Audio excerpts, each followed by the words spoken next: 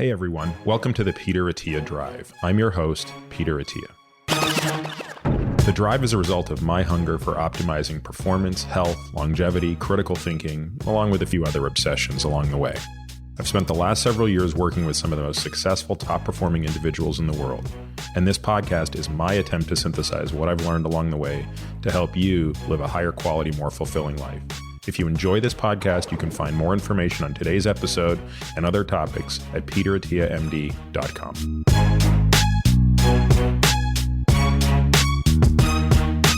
Hey everybody, welcome to this week's episode of The Drive, and Happy New Year to everyone. We took a week off, as you probably noticed, so hopefully everybody's ready to jump back into this fun stuff. My guest this week is Nir Barzilai, and if you're at all into the space of longevity, he'll be no stranger to you. Nir is the founding director of the Institute for Aging Research, the Nathan Schock Center of Excellence in Basic Biology at Albert Einstein. He's completed 2 fellowships, one in metabolism at Yale, the other in endocrinology and molecular biology at Cornell. He directs the Longevity Genes Project, and in my estimate, Nir is probably the most knowledgeable person ever on the genetics of longevity, and we talk a ton about that during this episode. He also is leading the effort to test metformin in a prospective clinical trial for non-diabetics with respect to aging, and this is referred to as the TAME trial. We get into that obviously in detail here, and also we'll use a lot of the data for that in the show notes. This is, in many ways, I think Nir is probably one of the most insightful people when it comes to understanding the clinical benefits of metformin, and we talk about that a ton.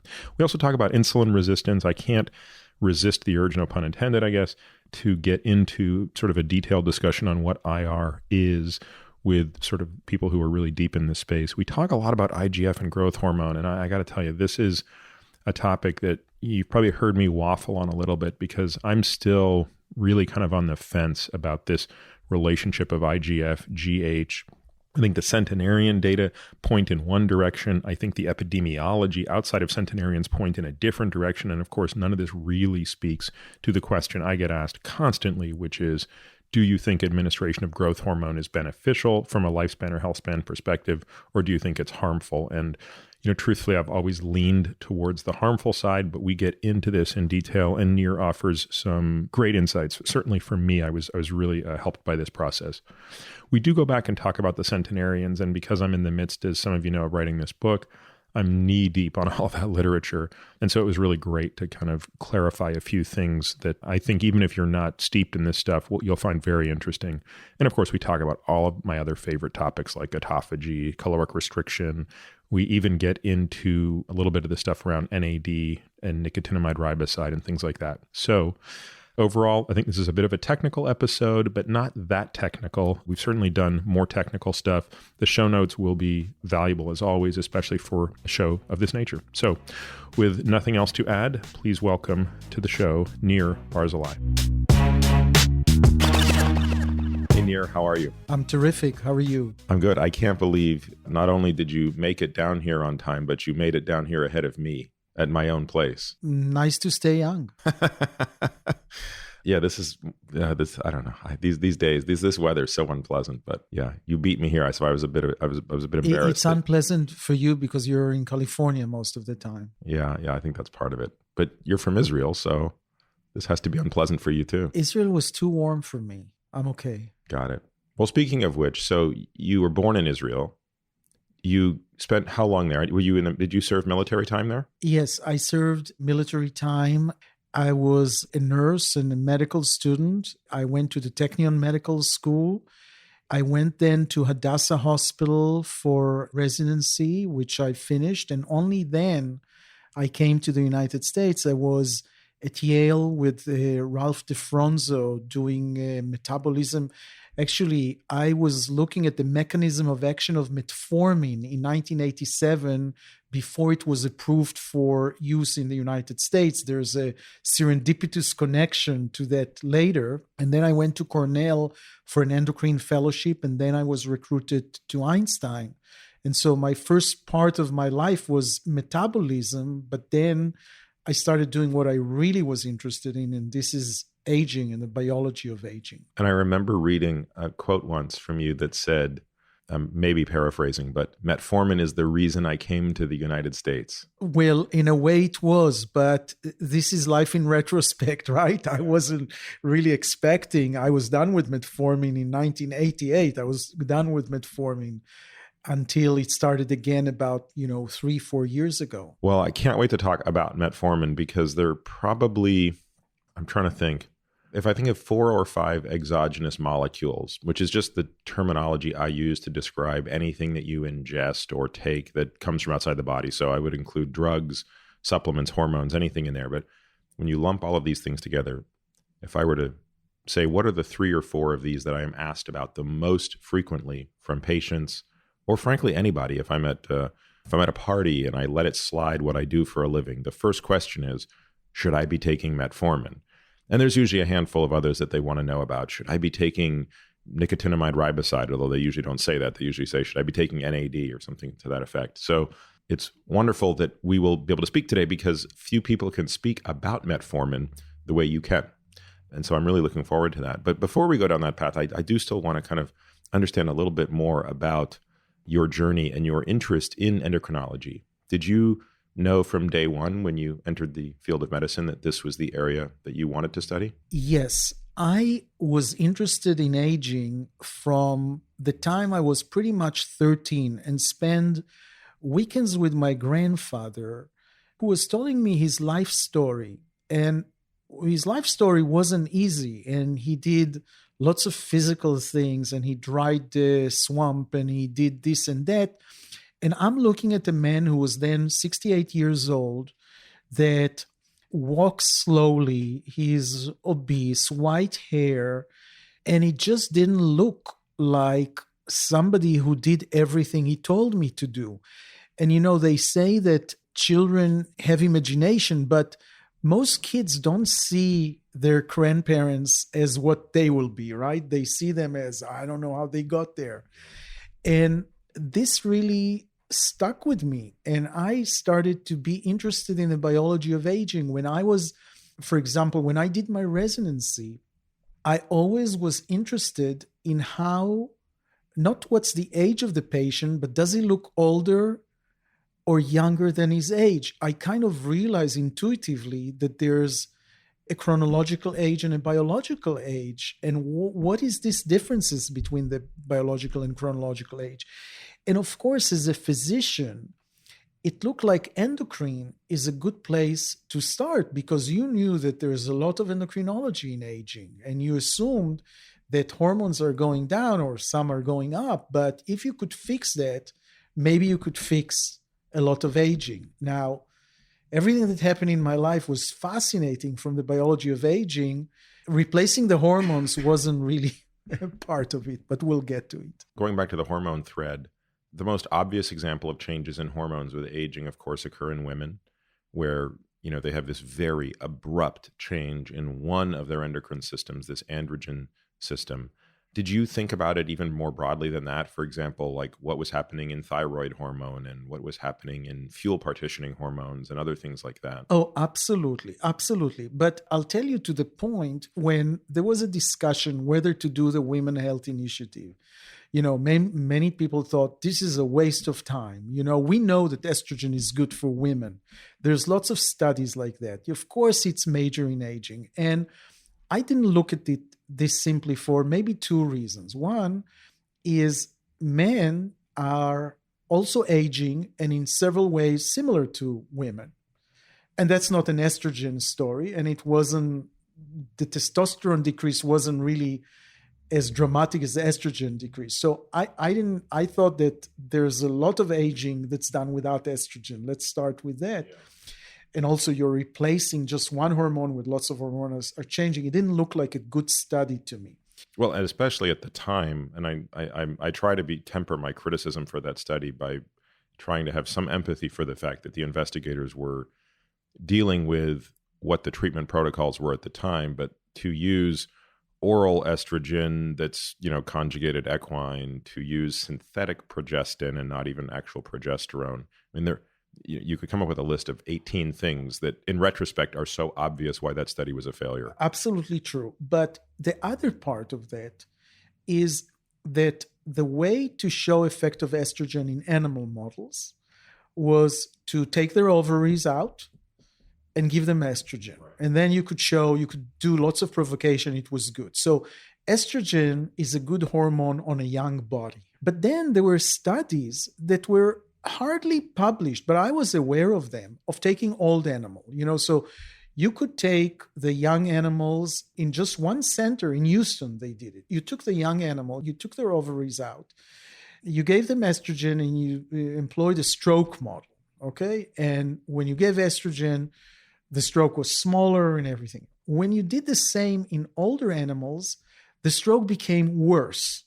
Okay. And they couldn't publish it for a while because they said, well, it's old animals, so they have other diseases or other things. But every experiment that had estrogen in old model was the opposite. Not only that it didn't affect, it was the opposite, what happened, to the WHI in certain ways. Yeah, although I still think that it was probably the breast cancer that garnered the most headline in the WHI. And actually, that's an interesting topic, which I'll be going into in great depth on another episode. There's a great book that just came out that tackles this, that goes through the history of the WHI.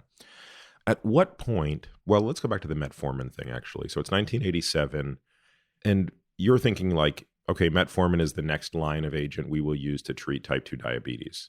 So metformin was already in clinical practice in Europe, is that correct? Oh, correct. For many years. How many years? Like 20 or 30 years? So metformin a few years ago was 60 years. So we are talking about, 1950 or something, 1950, 1960. When I was in Israel, I prescribed metformin.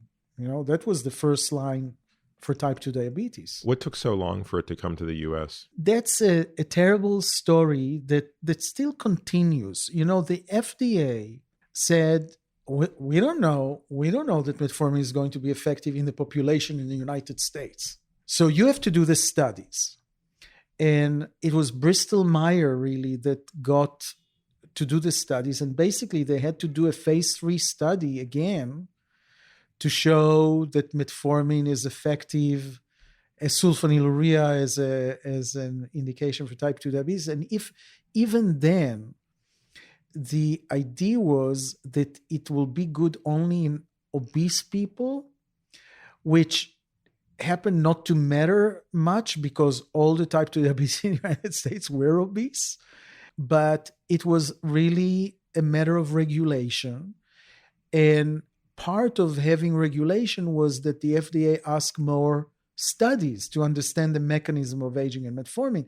And in a certain way, maybe they are right, because metformin mechanism of action is really complicated. And I'm not sure that today, as a new drug, it would be approved. Interesting. Where do you think it would fail? In safety or efficacy? No, it's not in mechanism. In the inability to elucidate the mechanism. Right. When you come to the FDA and you say, we've done that and we've done this in animal and we've done this in cells, and you're trying to show what is the major mechanism of action, you would have failed. So what I showed in humans is that metformin targets hepatic glucose production or the insulin sensitivity of the liver. And that's the major mechanism of action, unlike, for example, sulfonylurea that increase insulin secretion, right? Or TZDs that increase the insulin sensitivity in the muscle more than in the liver. So this was a mechanism that you could pack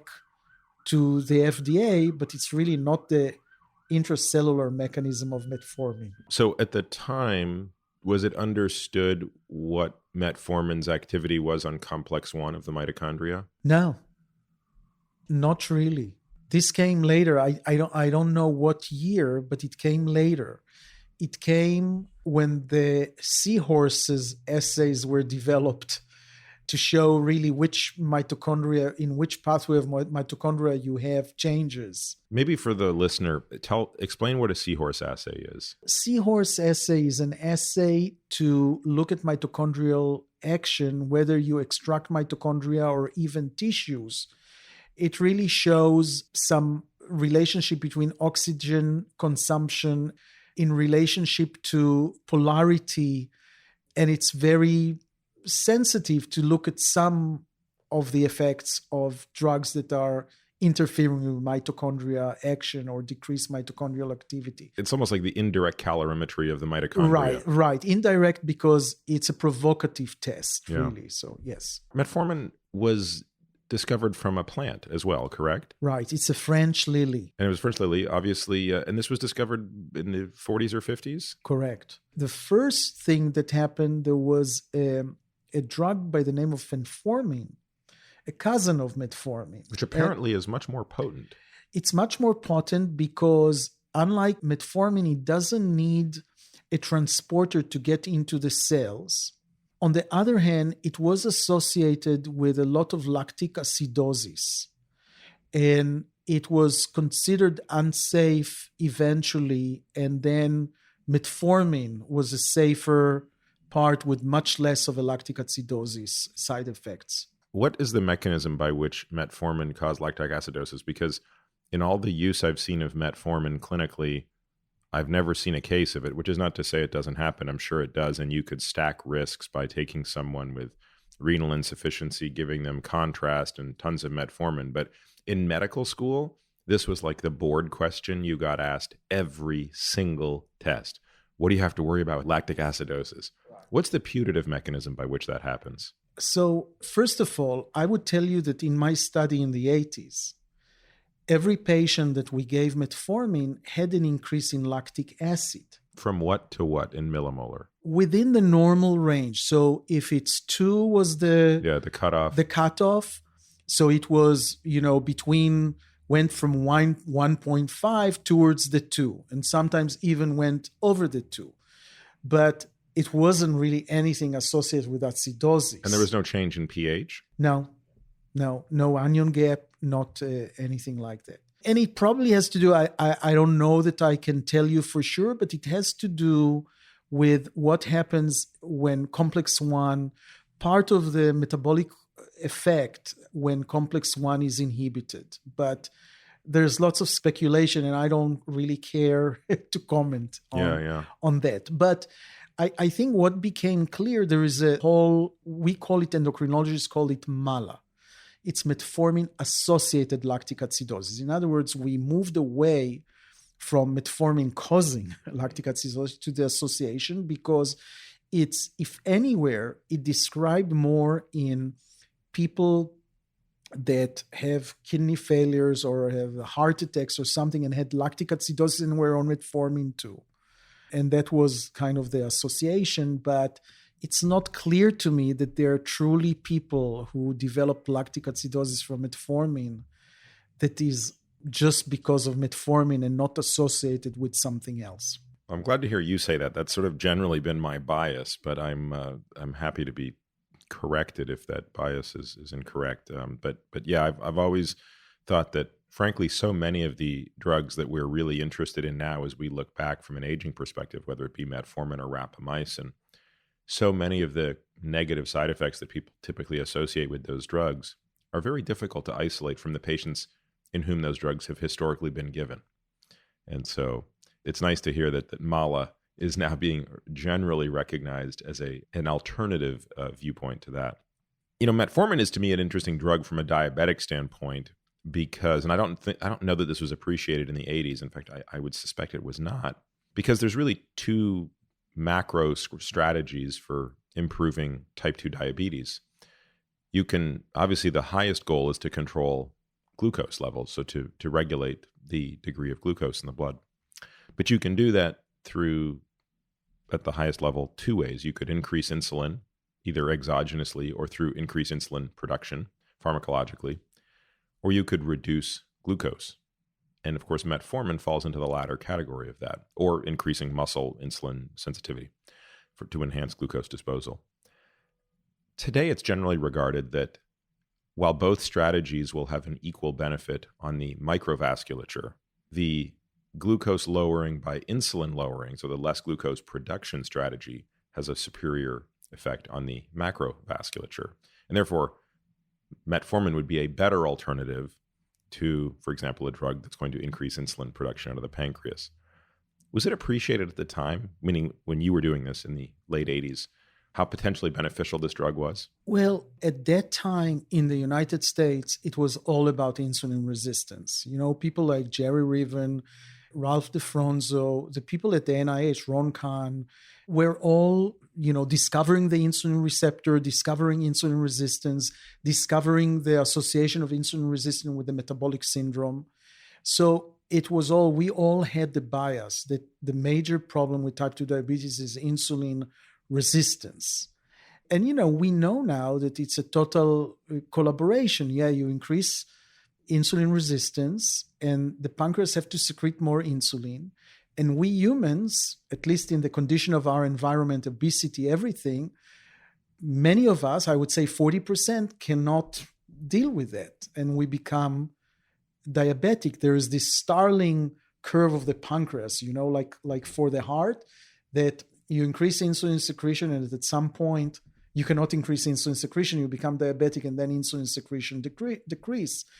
And so insulin resistance was a major way, and that's why metformin was a good place to come with.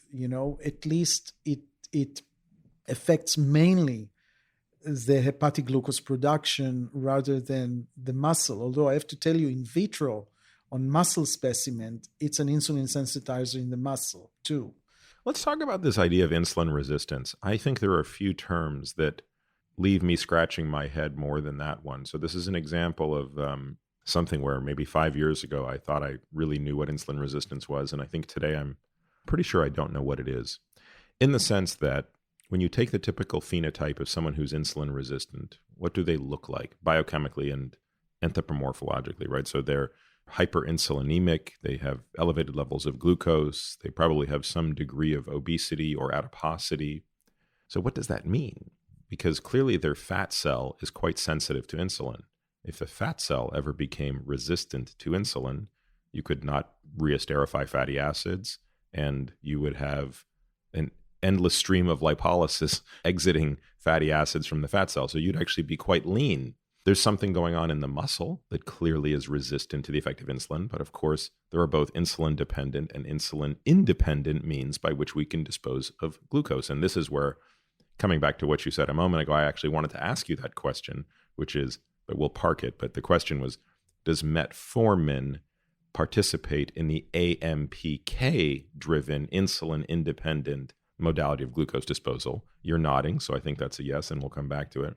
And then there's the liver. And this is the one, to me, that is the most complicated and the one I'd like to begin with. So before I ask you to elaborate on specifically what is meant by insulin resistance in the liver, am I a complete moron for not understanding this? No, but can I make it a little bit more interesting even? Because Always. I need to bring it to aging. Yes. I would love to talk about diabetes, but let me just put up front.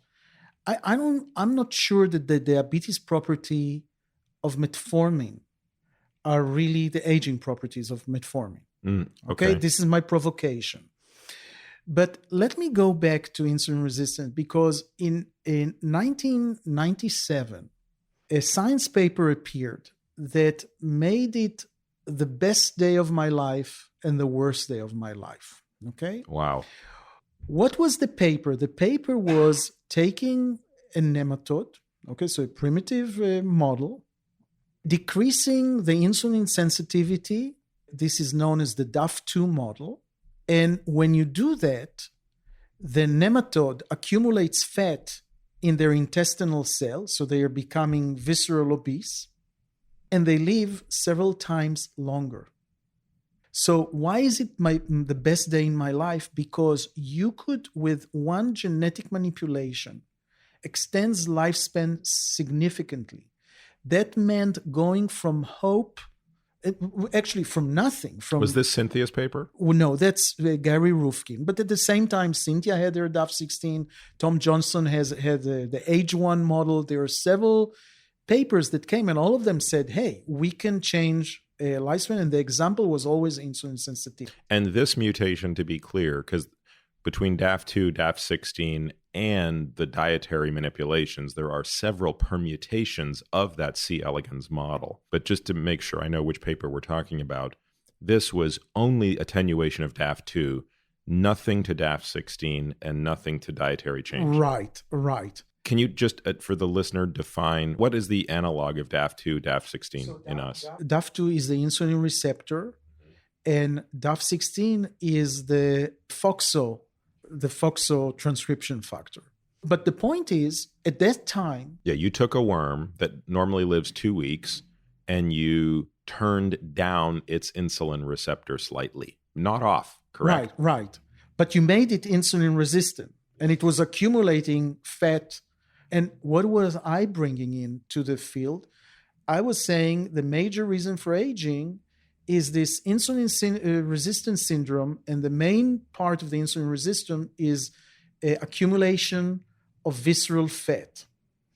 And so the premise was good. The example was disaster to me. I had a JCI paper at that time in press really showing with MRI pictures how caloric restriction decreases the visceral fat.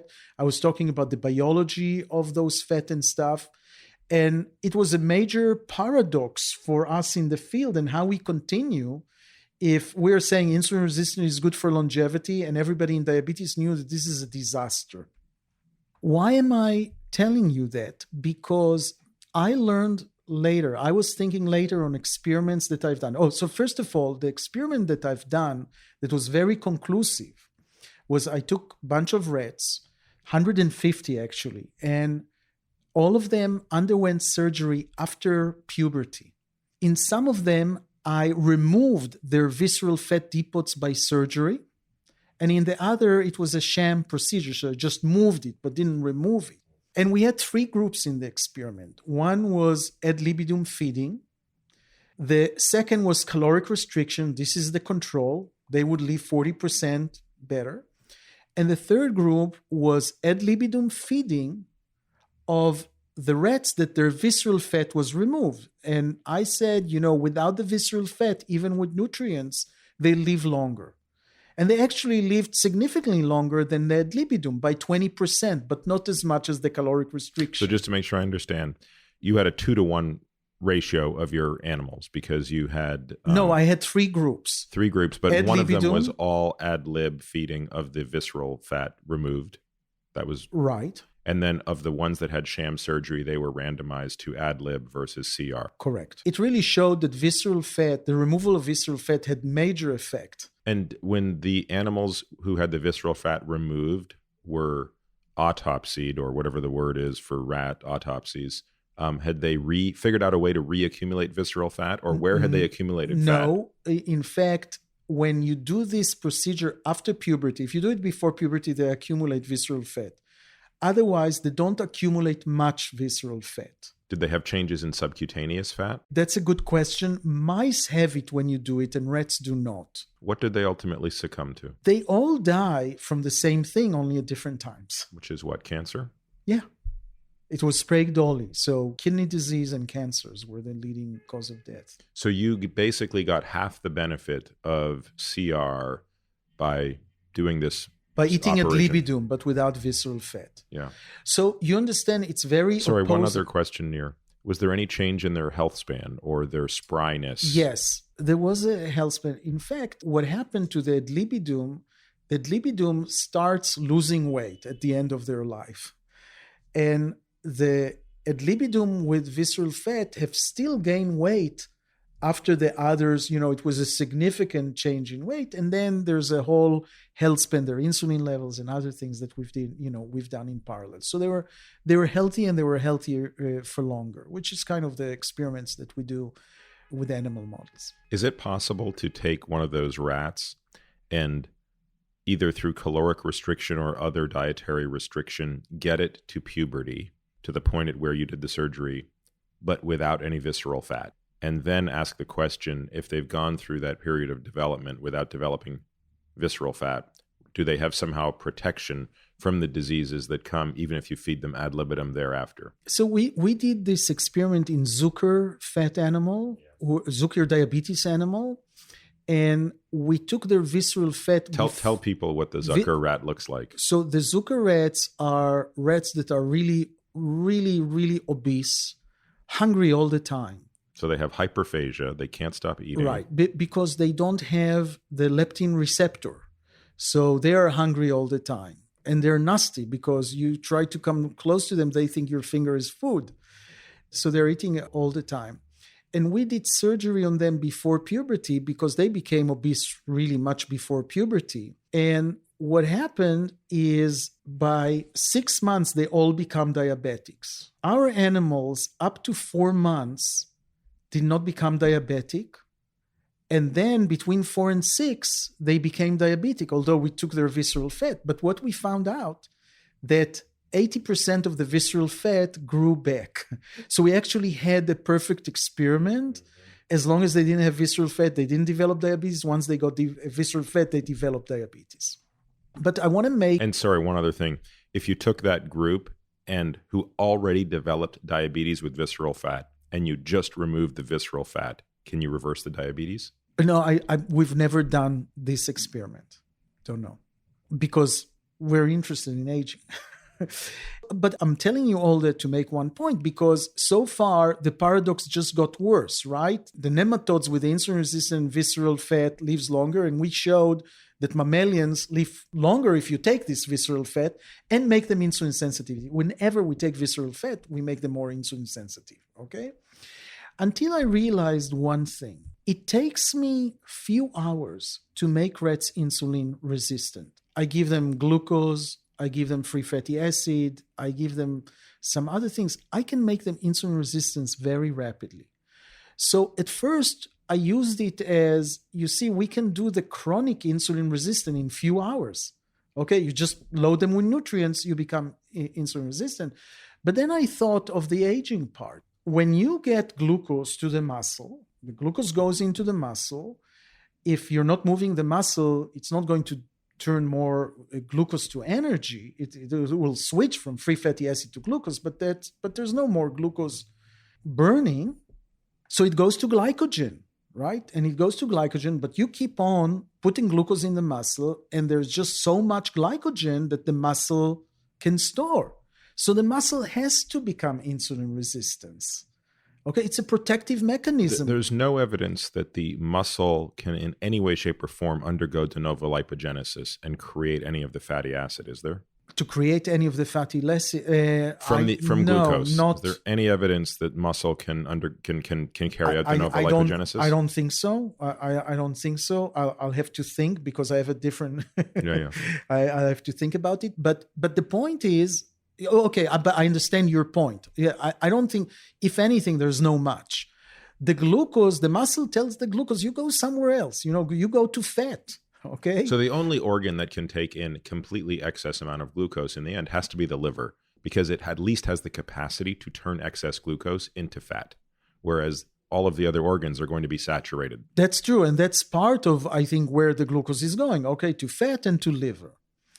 Okay, so what am I telling you? I'm saying that insulin resistance is a protective mechanism.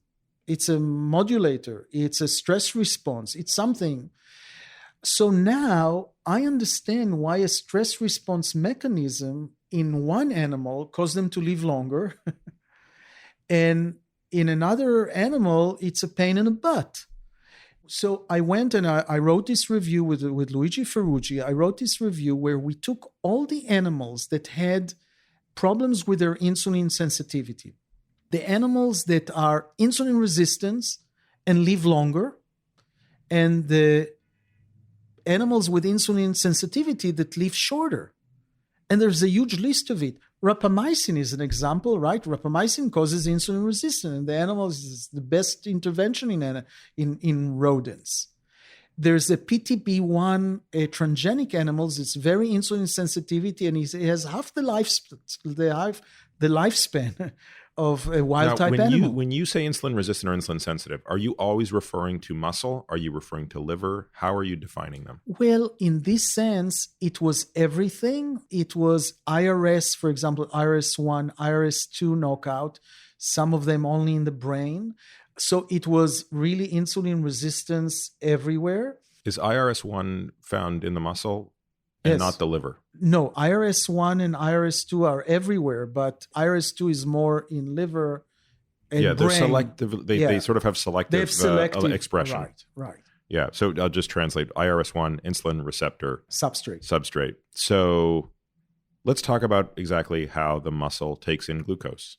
So we are walking around. If I bolus you with glucose right now, and your blood glucose rises from wherever it is right now, 90 to 200. Let's say I give you an enormous bolus of glucose. I double it. So you're up to 180 milligrams per deciliter. This is a very high, screaming high level, which, by the way, only amounts to an extra few grams of glucose. But nevertheless, what is the chain of events that leads to insulin being secreted and the muscle ultimately disposing of that glucose, both actively or passively? Well, there'll be obviously a secretion to insulin that's relative to your glucose level. So the beta cell is the sensor. Right. And out comes insulin. And now what is insulin doing to the muscle? And insulin, through the insulin receptor, will get translocation of the GLUT4. Those are the glucose transporters that are the major glucose transporters in muscle. It will go from an intracellular pool into the plasma membrane, integrate it, and starts getting glucose like crazy into the cells. And that happens quite passively, meaning once the GLUT4 transporter is translocated across the cell membrane, glucose can passively rush in, correct? It doesn't require ATP to bring it in against a gradient of any sort. Correct. And in fact, it has its own intrinsic activity that's not energy dependent. So it can go faster or slower by different ways. Now, is there another method by which, without insulin, we can get glucose into a cell that somehow relies on AMP kinase? Not on AMP kinase, but there's non-insulin mediated glucose uptake. In other words, there's a way for glucose to get up without the insulin. And we know that from hyperglycemic clamp and from other things that when we can move the insulin or keep insulin level at basal, and still there's a substantial glucose uptake that's happening. So yeah, we know What's the mechanism of that? I'm not sure I know. It also seems to be enhanced by exercise. That's true. This NIMJA is the non-insulin mediated glucose uptake is something that is exercise dependent too. And it seems that's why now I understand your question. Is AMP kinase part of the and I don't know that. Yeah. I only have one patient in my practice who has type 1 diabetes, but he is such an interesting patient because of his incredibly strict dietary control and his unbelievable appetite for exercise. And I've never seen a higher level of adiponectin in a human. I've never seen a higher level of sex hormone binding globulin in a human, which are basically, and we know how much insulin he has because he injects it in. He injects so little insulin into himself and yet can seem to, he has a hemoglobin A1C below 6 using 6 to 8 units of insulin a day. And so that's what got me very interested in this non-insulin dependent glucose uptake. Yeah. I'm not doing this research anymore. I used to be in front of that. Glucose itself can modulate glucokinase activity in the liver. There's a lot of things that happening. And of course, there's coordination between the fat and the liver. And then I started being interested because we can do things to the hypothalamus and take over this insulin and muscle and fat and liver. We can do it all from the brain. Isn't that amazing? Well, just because I'm so fascinated by this, and I think it will help the listener to understand the complexity of what you just said. If I took an animal and put a lesion into the ventral part of the hypothalamus, a normal animal, what could that do? What would that change about its metabolism? Well, that would increase basically food intake and change a lot of the peripheral physiology. But we do basically the opposite. We give insulin to the hypothalamus or glucose or IGF or leptin. Okay. And then we see what happens to the periphery, although in the periphery, those hormone levels are not increasing at all. And not only that, the liver is a good target to follow because what you can do with the liver, you can do selective hepatic vagotomy.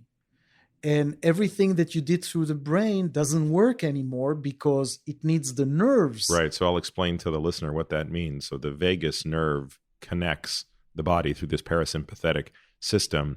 And of course, if a patient has a liver transplant, or if you do an operation where you sever the vagus nerve, you sever that connection between the central nervous system and the periphery. Correct. And so we can do it experimentally, and it will help us see if it really... How much of it is vagally mediated versus not? Or more nerve only. It's the nerves, because it's not only vagotomy, we do a little bit adrenergic too, but it's through the nerves and not through a chemical reaction on the liver. You see, this is the problem with metabolism, Nir. The more I go into it, the less I know.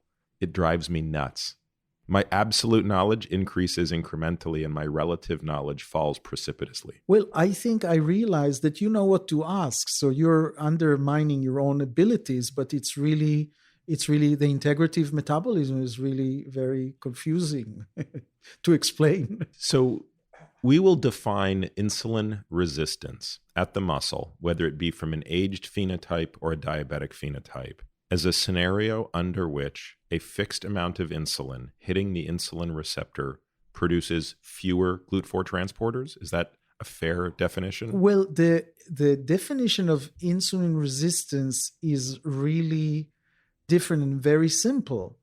It's all about the glucose uptake in the muscle, really. It's all about the ability of insulin to clear glucose, okay?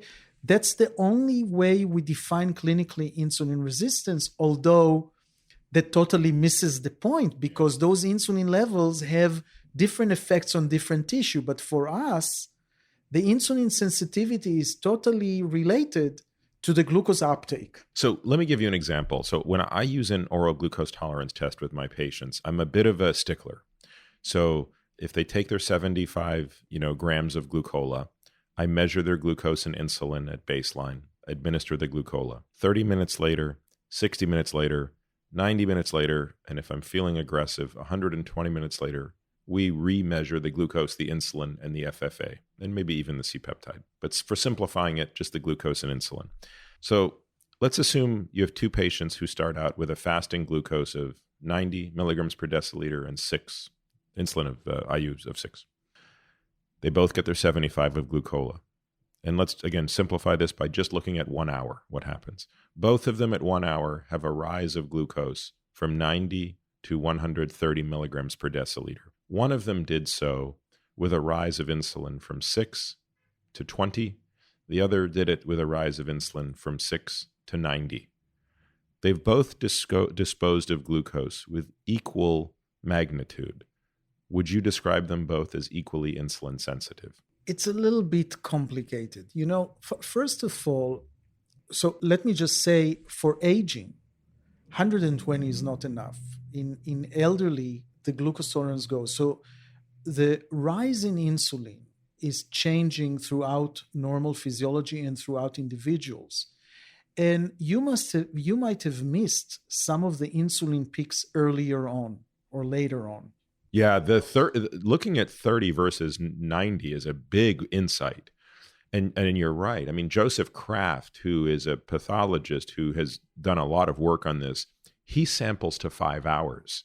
Now, again, clinically, that's challenging in the regular day-to-day practice, but in the laboratory, that's feasible. And you're right, you can see so much happening beyond that. But I tried to pick an example that was as egregious enough in its difference that what I'm trying to get is the difference in hyperinsulinemia, right, and whether that factors into how we think about insulin resistance. Right. No, I don't think the clinical world is thinking like that. So I'm actually an active endocrinologist. I still see on Thursdays, if I'm in town, teaching fellows in diabetes clinic in Montefiore Hospital. So I am involved very much in this field. And I'll tell you that we rarely measure insulin in any of our patients, but that's not really your patients. Okay, I'm talking about what's the use of measuring insulin in type 2 diabetic patients. So it's a different issue. But yeah, sounds like there's a different insulin response to lower the glucose to the same extent. Because the hypothesis would be that the patient with hyperinsulinemia is now demonstrating. I mean, that's basically a harbinger of the first one who's going to struggle with glucose disposal. That would be my hypothesis, is the one who needed 90 units of insulin to dispose of glucose with the same efficacy as the person who needed 30 is sooner rather than later going to have a harder time disposing of glucose. Well, there is another possibility that those are the people who get other diseases first, like heart attacks or stroke. In other words, their insulin resistance will affect a lot the way they do the atherosclerotic plaque and, this hyperinsulinemia on organs that might not be insulin resistant even. Very right, on cells point. that not coming insulin resistance. So I would say that they could either the one who become diabetic or the one who are going to get macrovascular disease much faster. Which brings it right back to our observation of glucose versus insulin, micro versus macular vasculature. That's a very good point. So how does insulin signaling work to get glucose into the liver? The liver has a different glucose transporter. It's a GLUT2 that is not translocated, and that is the major way by glucose gets into the liver. So it's a little bit different, but it's not stimulated the same. So it's constitutively expressed across the membrane? It's not stimulated really by insulin as much. So it's more gradient driven to get the glucose Yes. from the circulation into the liver? Yes. And that's where the portal blood is. So there it's very sensitive to the increase in glucose concentrations. Well, that's very interesting because it certainly, there's lots of evolutionary reasons why that would be a fail-safe, right? Given the importance of, you would never, ever want the liver to be denied glucose, given that if you ever shut down the liver's ability to make glucose, by my calculation, you could live about 6 minutes. Yeah, look, I was an intern of Sheila Sherlock, Dame Sheila Sherlock in England in a Royal Free Hospital, very known hepatologist, and she asked a group of us, what's the main role of the liver? And I raised my hand and I said, it's to produce glucose. That would be my answer, by the way. And everybody laughed at me. Really? And she threw chalks at them and stuff. And she said, just a minute, why are you saying that? I said, because if you take the liver out and clamp the vessels, the guy will die from hypoglycemia, which is absolutely true. Yeah. It's, maybe it's just because I'm in the midst of writing this chapter for my book about the liver. But I literally yesterday I sat here in my room and penned out the calculation of 180-pound person with blood glucose of 180 milligrams per deciliter, clamp the liver, how many minutes until they die?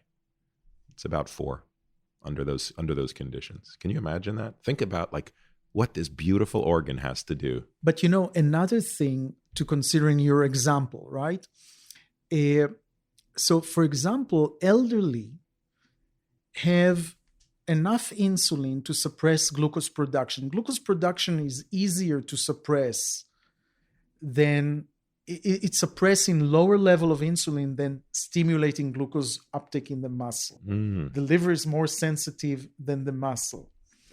And so elderly have the ability to suppress hepatic glucose production because they have enough of insulin to do that. But when you start giving them food during the day, they fail. And they become glucose intolerant and diabetic. They might have diabetes, although their basal level are well, just because of this enough insulin to suppress glucose production and not enough to increase glucose uptake.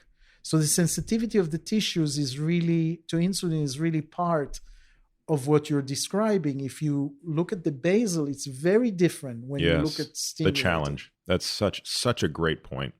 And I won't go down that rabbit hole anymore because I would love to, but there's so many other things I want to talk about, Nir. Let's go back to metformin, and let's do it now through the context of an anti-aging drug. So there's going to be some people listening to this who already know everything about you, if for no other reason than the efforts you've put into TAME.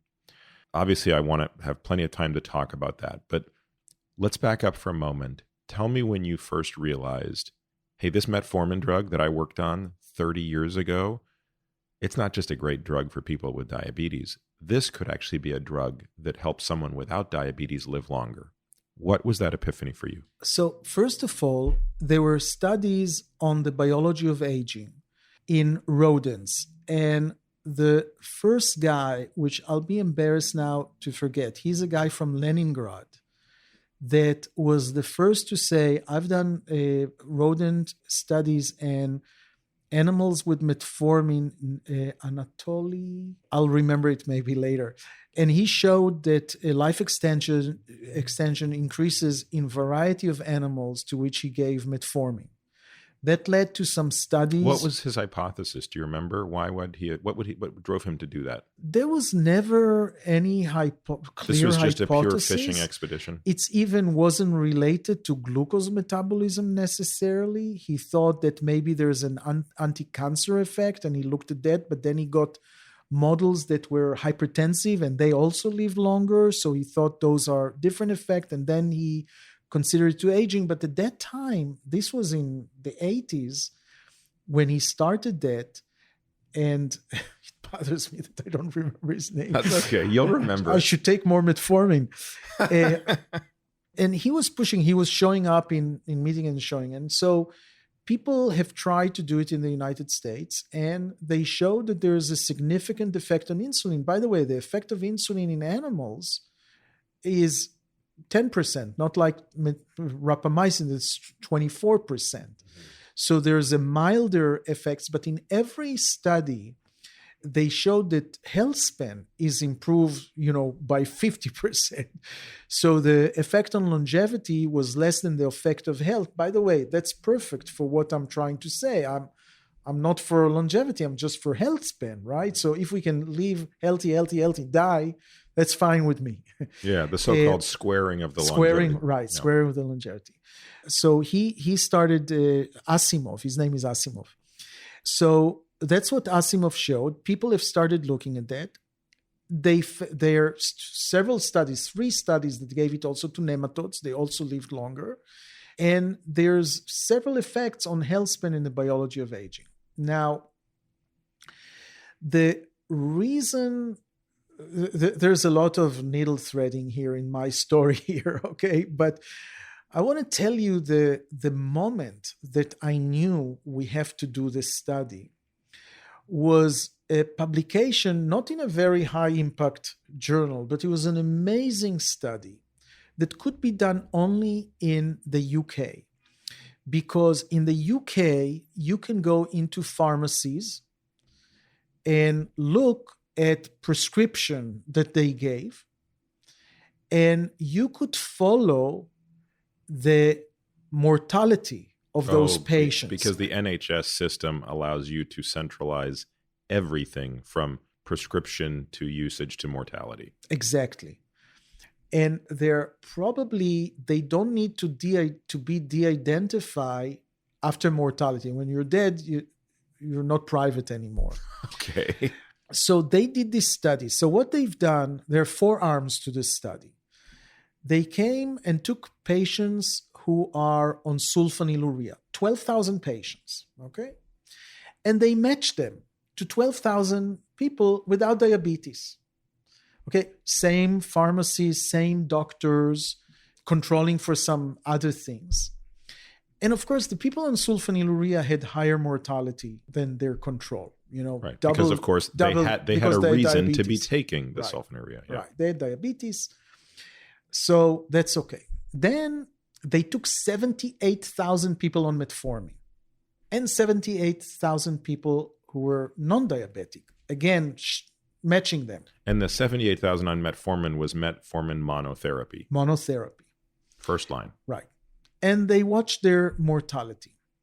So just to underline again, the people on metformin had diabetes. Yes. The control didn't have. They were more obese than the control. They also have more diseases than the control.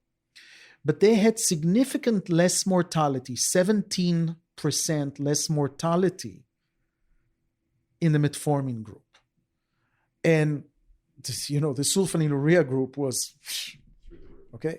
So if you get less mortality with metformin when the setup is diabetes, that really shows that metformin has a very important effect in humans as far as aging. What was the median dose of metformin in those populations? They were over 1,000 milligrams. That's it. Just 1,000 milligrams. Well, they intended more, but the average was about 15 milligrams. Average was 1,500? Yeah, no, 1,000 milligrams. I'm sorry. This is a discussion there. I don't think they really could validate the dose. Because an elegant thing to do, if you have 78,000 in your database, is now stratified by dose. Absolutely. Who's taking 500, 1,000, 1,500, 2,000? They couldn't do that. And I really cannot answer you if you can get back to the data or not. I really don't know.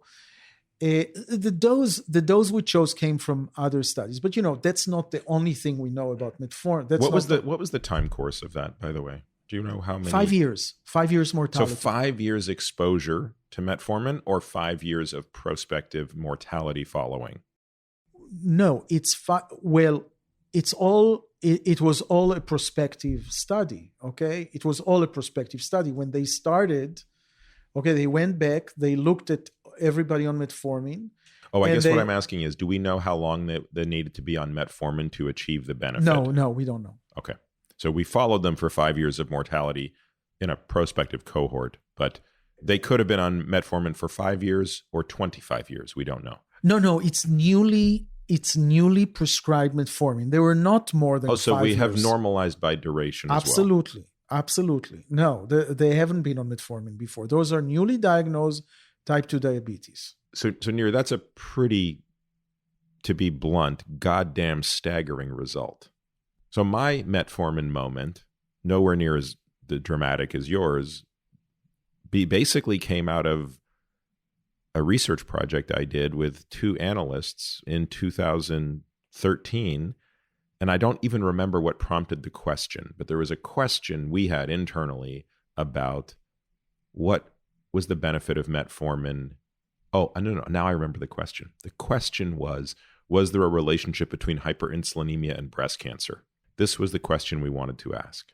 And as we dug and dug, something kept hitting us over the head over and over and over and over again, which was with or without diabetes, with or without obesity, with or without hyperinsulinemia, any way you sliced and diced the data of people with type 2 diabetes with and without metformin, they got much less breast cancer, which then dug us down a rabbit hole if they seemed to get much less cancer, which was, that was a big aha moment. Right. And there are hundreds of studies that show the association between metformin and less cancers. And not only that, less all cancer, except prostate, by the way. Prostate is hanging there, maybe a little bit.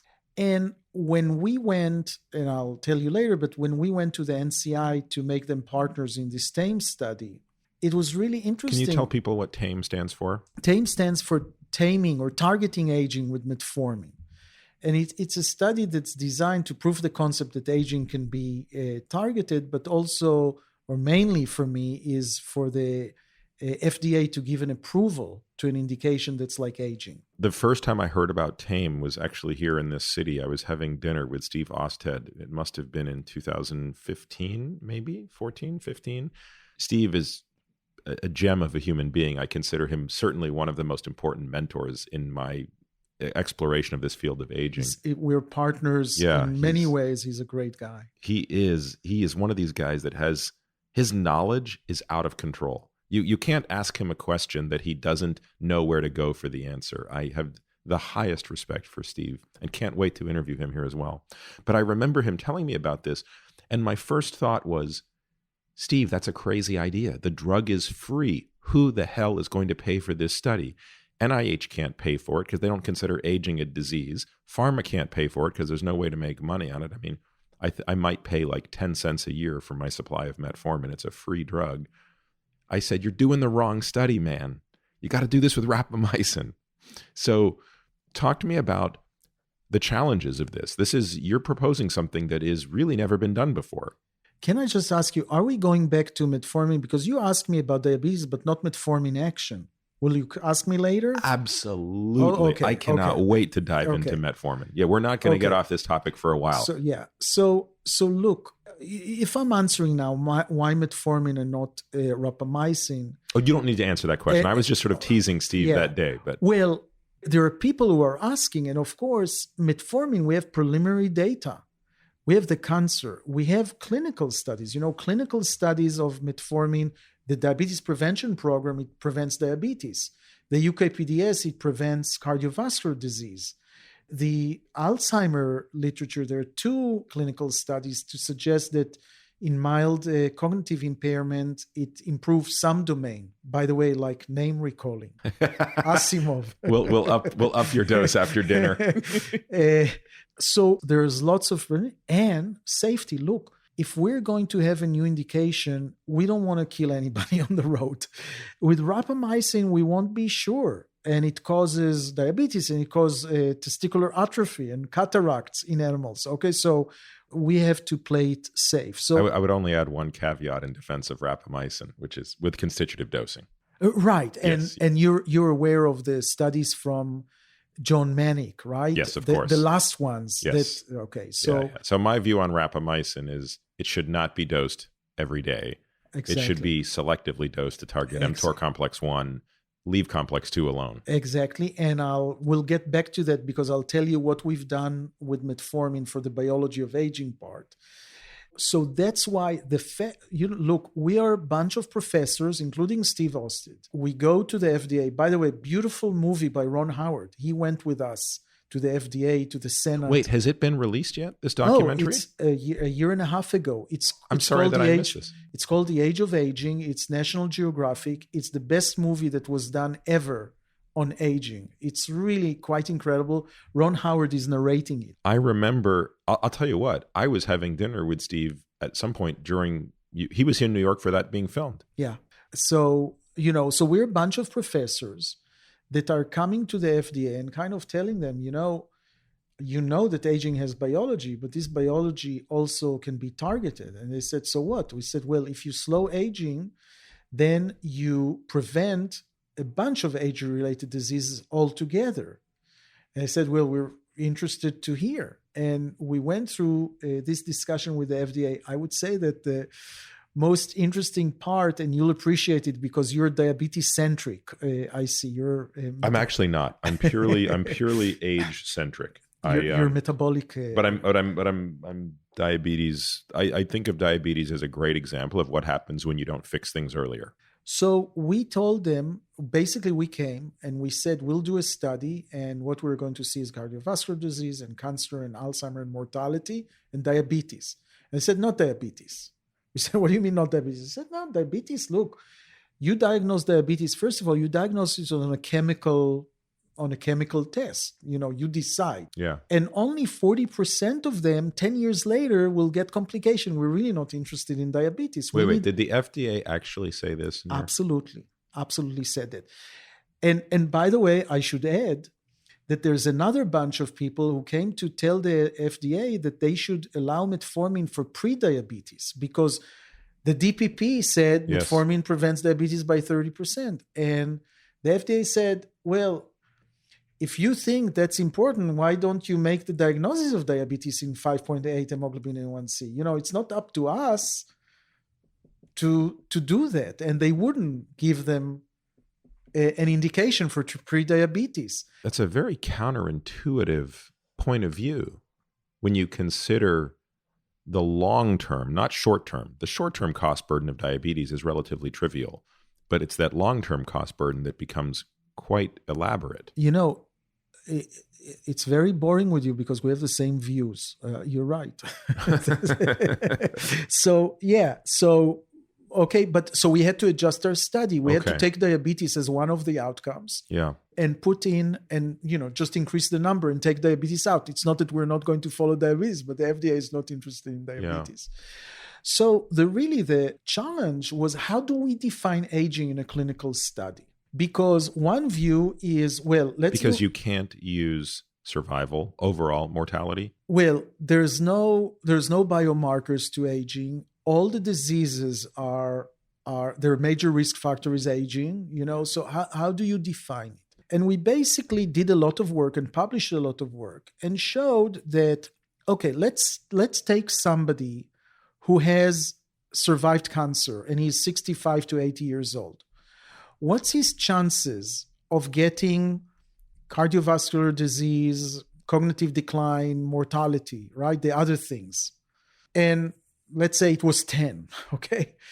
And okay, now let's switch it around. Let's take somebody who had cardiovascular disease. What's his chance of getting cancer and all the others? Yes. 10. Okay, let's take somebody with Alzheimer's. What his chances? It really, with aging, it doesn't matter. The disease you get first depends on, your genetics and environment. If you have a mother who's diabetic and you're obese, you'll get diabetes first, okay? But really, because we age biologically, in different way, whatever it is, the next disease, you're going to get the next disease, and we don't know what's the next disease, but that's what we're going to prevent. That's sort of like, it's a really interesting idea you propose, because it's in lending, you would call that asset value correlation. So you'd say, well, let's say Nir comes to my bank and he has a credit card and he has a car loan and he has a student loan and he has a mortgage and he has a personal business loan. Which one is going to default first? I don't know. I mean, I could sort of tell you, typically people are going to stop paying their credit card before they stop paying their car and their mortgage. But boy, once you default on one, those dominoes start to fall very quickly. And so that would have what we would call a very high asset value correlation of default. Yeah. So it's sort of like this is the same for disease. Yeah, I think you're right. I'm saying it a little bit different. I'm saying I'm agnostic to the disease. To which the first one is, it's just... I'm agnostic. It doesn't matter what you come and what you're going to have. I'm going to prevent whatever it is. That's why we have a composite. Okay, a composite. And people get very prickly about composite outcomes. Very. And I'm gonna get on my soapbox for a minute here, because this pisses me off to no end when people get all bent out of shape about how you can't have a composite outcome. And this is the bias against aging, really. Because in the end, what matters is how long are you alive and how long is your health span optimized. So I'm sorry I made that rant as short as I normally could. Normally that would be a 10-minute rant. Well, that would be a 10-minute rant for me too, okay? Yeah, absolutely. And this is where we get into trouble. I'll tell you what the other piece is, but we had our grant reviewed at the NIH, and unfortunately... And is this inside any of the groups except NIA? Like, is NCI weighing in on this? Yes, okay. Yes. I'll tell you what we've done. I'll tell you what we've done in a second. Let me just make sure that I say that. So our reviewers were not GRSI, because everybody is involved, and we have 14 centers. Okay, so everybody is involved. So the reviewers are from other place, and they just a minute. You're saying that aging can be targeted and one drug can do it? You're crazy. Okay, there's no such thing. Why don't you do 3 studies? One study is metformin cardiovascular. One study is metformin cancer. One study, and we're saying no. Because what are we doing? We're trying to give aging an indication. Suppose we do It's just such anathema to the way they think. And I'm not saying that to be critical of them, right? But they're in a silo. I know. Which is, if you come to NCI, how can you care about anything but cancer? Right. I know. The silos are really killers. But for us, so you could say, well, let's do all those studies. But for us, we're calculating the power. I was just about to say the power analysis on that study is going to quadruple your budget. No, well, for what they decide. Yes, for the silo but study. For us, it's not only the budget. We don't want to stop the study. Let's say that we show in 2 years that we delay cardiovascular disease, it's significant. They'll stop the study. And they said, no, everybody now has to be on metformin. But we wouldn't be able to show the FDA that we are aging. Yeah. For us, aging is stop telling us diseases. We are going to have a cluster, and we're just going to delay the aging. So we'll get the health span extended by 2-3 years. That's what we're trying to show you. And the significance is for the cluster, not for the individual disease. And if you tell me to do individual disease, I need triple the budgets, and I'm not going to get to the FDA with the indication for aging. So it seems to me that the biggest challenge here is not the funding. It's not the study design. It's the conceptual leap.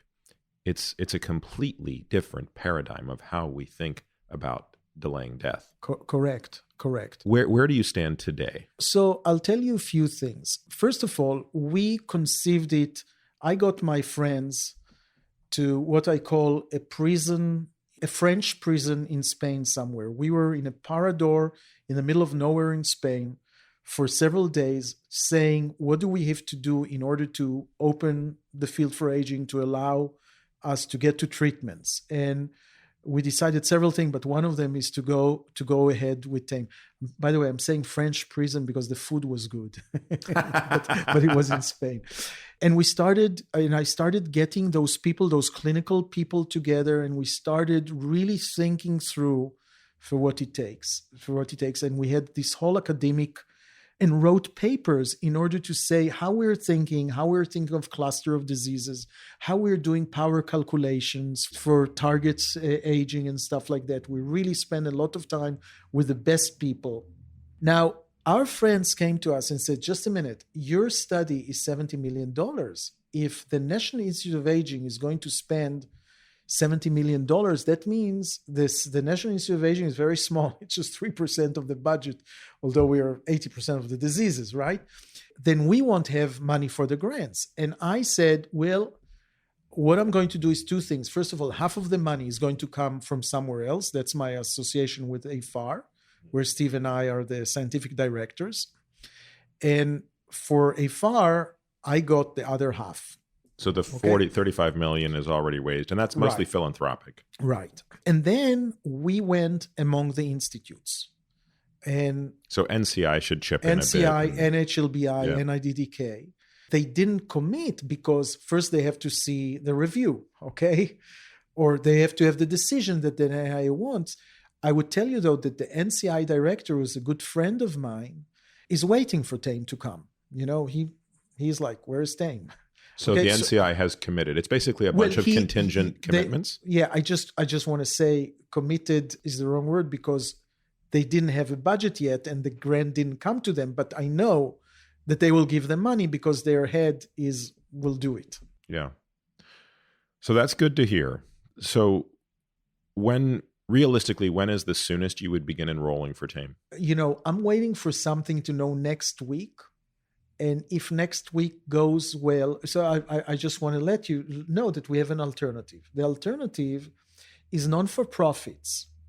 That the reason they haven't joined us is that their charter is not to fund anything that the NIH funds. They want something riskier. Of course. So if the NIH is not funding because they feel it's risky, those will fund. So we can start anywhere, and it's the answer is early 2019. Okay, we're basically all our centers are ready to go. How many centers? 14. How many subjects? 3,000. Age? 65 to 80. Any limitation on comorbidities? No, in fact, well, there are a lot of limitations, but we're very inclusive. But no existing diagnosis of cancer? No, unless they're cured. Okay, so you could be in remission, but you can't have active cancer. Yes. You could have secondary prevention or primary. You could have cardiovascular disease, in the past if you're okay now. You could have mild cognitive impairment, and low speed walk will be a criteria. So in other words, we don't want the people like in my study who will become centenarians because we're wasting time on them. We want people who we know are kind of in the midst of aging, and we know that it's never too late to target aging, and that's who we're. So 65 years and up, 5 years studied, and you're going to randomize 1-to-1 or 2-to-1? 1-to-1.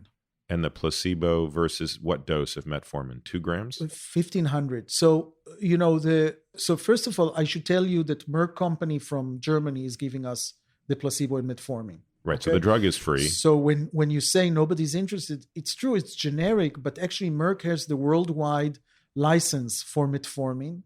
And they're actually giving supply to lots of studies because they kind of realize that this is good. And do you think there's a difference between generic metformin and branded in terms of efficacy? Is there any reason? No. So they're really, this is kind of this isn't necessarily accretive to them because one can buy metformin generically anywhere. They're not going to make more money from giving us this. Well, I should say, even now, a lot of the metformin suppliers have higher sales, and a lot of them are non-diabetic. Yeah, So for sure. this thing, which is bad for me, because I don't want too many people to know that, right? I want to do this study. I want people. Well, you'll have, I don't think, hopefully it won't impair your recruiting.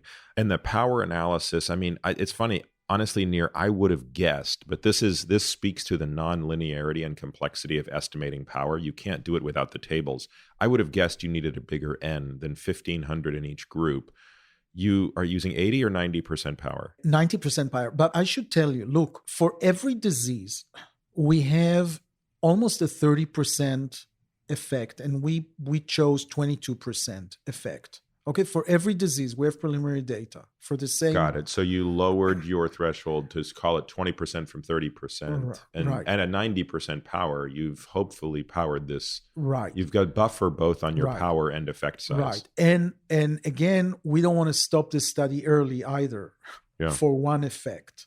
So we carefully thought about it. We asked for a grant for 6 years because we don't want to overdo it. Okay, so it might finish in 4 or in 6, but we have the flexibility to look at it. Any non-US centers, or are they all US? No, we decided to do only in the US because of communication, and because, look, outside of the US, people came and said, we'll fund TAME, but how, if they say after 2 years we won't fund them, it's very different. Because if it's a center, they need to be part of the power, and we cannot afford to lose them. So we, those and other consideration, we decided to stick with the United States. So let's go back to what we really glossed over, but now I want to dive into. Why do you believe at the cellular mechanistic level, metformin is an anti-aging drug? So let me take you through that in I don't want to say schematic way, because we don't have this scheme here, but in a way that maybe I think will be easy to think. So I want to start by saying that studies have shown that some of the effects of metformin are through AMP kinase, and some of them are independent of AMP kinase. Yes. Okay. Is it important not for metformin, but I don't know which are the ones who are relevant more for aging, okay? And it's hard to know, and it'll get complicated in a second more. So metformin gets into the cell through a transporter that's called OCT1, okay? This transporter is not equal in every cell. So unlike fenformin that goes without the transporters and affect everything, metformin is peculiar in this way, but we have the preliminary data, and it binds to complex 1 in the mitochondria. Does it do so preferentially? Does it gain entry preferentially into the liver in humans? Only in the sense that there's a nice concentration of OCT1 in the liver, but but it's not. I don't think it's the top. Other organs have. So basically, it's more about OCT distribution and expression, maybe than tissue specificity. It's more that I want metformin everywhere. Okay, I want metformin everywhere, and I'll tell you how I kind of proved that. So now, metformin binds to complex 1 in the mitochondria. I'll tell you that metformin has some action, epigenetic action, that are independent of the mitochondria. You can do it with what's called row 0 cells. You can deplete mitochondria and see and measure things, and you can measure things even without mitochondria. Okay, again, do I need the mitochondria? What type of epigenetic changes do you see in the row cell? In histone deacetylation. Okay, so I cannot argue that this can be important. It's not important if we use metformin, but it's important if you want to ask me, are the mechanism of metformin AMP dependent, mitochondria dependent? So there's an HDAC property that we may not have even thought of before. Right. Okay. So it gets to the mitochondria, and in the mitochondria, it basically changes ADP, ATP ratio, and that's a lot of it is important in the liver, but not only. to the extent that there is an activation of AMP kinase. And Nir, is there a demonstrable reduction in NAD to NADH in that cell when complex 1 is inhibited? Yes. Yeah, absolutely. Those studies have been done. So there's a lot that's going through AMP kinase. And I would tell you that downstream of AMP kinase, there is mTOR. Okay, and it decreases mTOR activity and increase autophagy, and there's a whole pathway that will go to the pillars of aging. Right? You know, I asked David Sabatini this question a month ago, and he doesn't know the answer, but I'm hopeful that maybe one of the postdocs in his lab will start to figure this out. I'm very curious about what the dose equivalent is between, in terms of purely looking at the readout of mTOR inhibition, what is the dose-to-dose equivalence of metformin via AMPK versus RAPA directly? And David didn't know the answer, which tells me nobody probably knows the answer. Right. Look, it's really difficult. First of all, for example, lots of the non-AMP kinase activities are on much higher doses of metformin.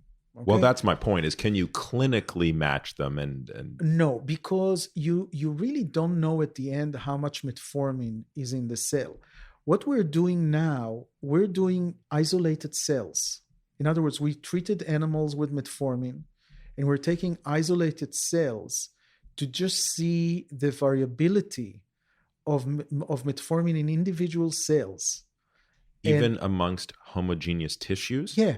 Like we take hepatocytes and look at the variability of expression. Right. Yeah. Right. So it's all kind of an important question, but the story is still, I'll tell you the story, because at the end I'm going to answer you what is that doing for aging, okay? And I don't want to rush this story because this is a great story. You take your sweet time, please. So think about it in a scheme. You have the metformin in the middle, getting through the plasma membrane, getting to the mitochondria. And on the left side, let's say, there is the AMP kinase, okay? Now, in the right side... Oh, sorry, just for the listener, explain what AMP kinase does at the high level. It's a hormone of what? It's a hormone of nutrient deprivation, and therefore it tells the body to do what? Like when you don't eat for a day, AMPK goes up. Why? Well, but it's also an exercise mimetic pathway, right? Yes. That's what happens with exercise, really. That was the hope of what AMP kinase is doing. But it's a nutrient sensing that is in part upstream of mTOR. Mm-hmm. Okay, but the other side of metformin is what happens to the mitochondria, because in a way, and I hope I won't regret saying it here, but metformin is a weak cyanide. Okay? Look, what I thought cyanide acted at complex 4. Right. Oh, you just mean more broadly speaking in inhibiting the ETC. It inhibits. So yeah, there's less ROS production, okay? And then there's less inflammation, and there's other things that's going just because the mitochondria is less oxidative pathway going down. So this is a great example of why binary thinking doesn't do very well in biology, right? It can't be all or none. Well, so now I can go on and connect all those. Please do. To eventually the pillar of aging. But I want to insert another thing, because other things are happening. For example, insulin levels goes down, right? Why? Is it just due to the reduction of hepatic glucose output? I'll tell you why I think. And then also inflammatory factors are going down. And there's a whole NF-kappa B action of metformin that might be part of the ROS and part could be independent, even without mitochondria. Okay? It's that confusing. But this is the point I want to make. I don't know which one of those is important for aging, but parts of what you're measuring is the following. You fix the aging on a cellular level. Okay? So the cells are younger. A lot of things are correcting themselves. So I think at the end, the lower insulin levels, the low inflammatory are not necessarily a direct effect. And that's why we're fighting all the time about what metformin is doing, because you can measure lots of things, but the things you're measuring are because aging was fixed. And once aging is fixed, then there's whole hemodynamic readjustment or whatever you want to call it. And then you're measuring that everything. And this is not only typical to metformin. This is with rapamycin, with resveratrol. You also can see that there's a lot of things that are improving themselves. And I think we have to get used to the fact that when you have a drug that we argue what it's doing because everybody is measuring something, some of it is true, but it's like secondary. It's you fixed it. How did you fix it? True, and unrelated. And it's funny you mentioned those three, which again, I think speaks to an advantage you have with TAME. So when you look at rapamycin, resveratrol, and metformin, the big advantage of metformin is you already know the dose and the frequency. With rapamycin, over dinner tonight, I'm going to give you my philosophy on the dose and the frequency, and we can discuss it, but I can't demonstrate it to you with anywhere near the validity that you could do the same with metformin. Had a wonderful discussion with David Sinclair, and bioavailability came up on resveratrol, right? So maybe all the trials that say resveratrol is meaningless are simply not looking at what happens if you get enough resveratrol in the right place. And again, it's amazing to me how many times in biology we can make mistakes of the first order because of a third or fourth order omission. And this, I guess I don't think I realized it until you just gave that explanation, the value of effectively millions of patient years worth of data on metformin, not just from a safety standpoint. By the way, billions. It's billions. Is it years billions? Of use. Yeah. So billions of patient year data on metformin. I know that from an FDA standpoint, the highest priority is safety. That's a low bar to cross. The more interesting one from the standpoint of this study is actual efficacy. Right. And it seems like, if I'm hearing you correctly, metformin is an amazing B student. Let's not be insulted by that. What do I mean? Are there better ways to inhibit ROS if you want to hammer the ROS chain? Probably. There's clearly better ways to inhibit mTOR if that's all you want to do. Are there better ways to modulate HDAC? Yes, I'm sure there are. But it might be that maybe part of metformin's beauty is it does so many things at a B+ level.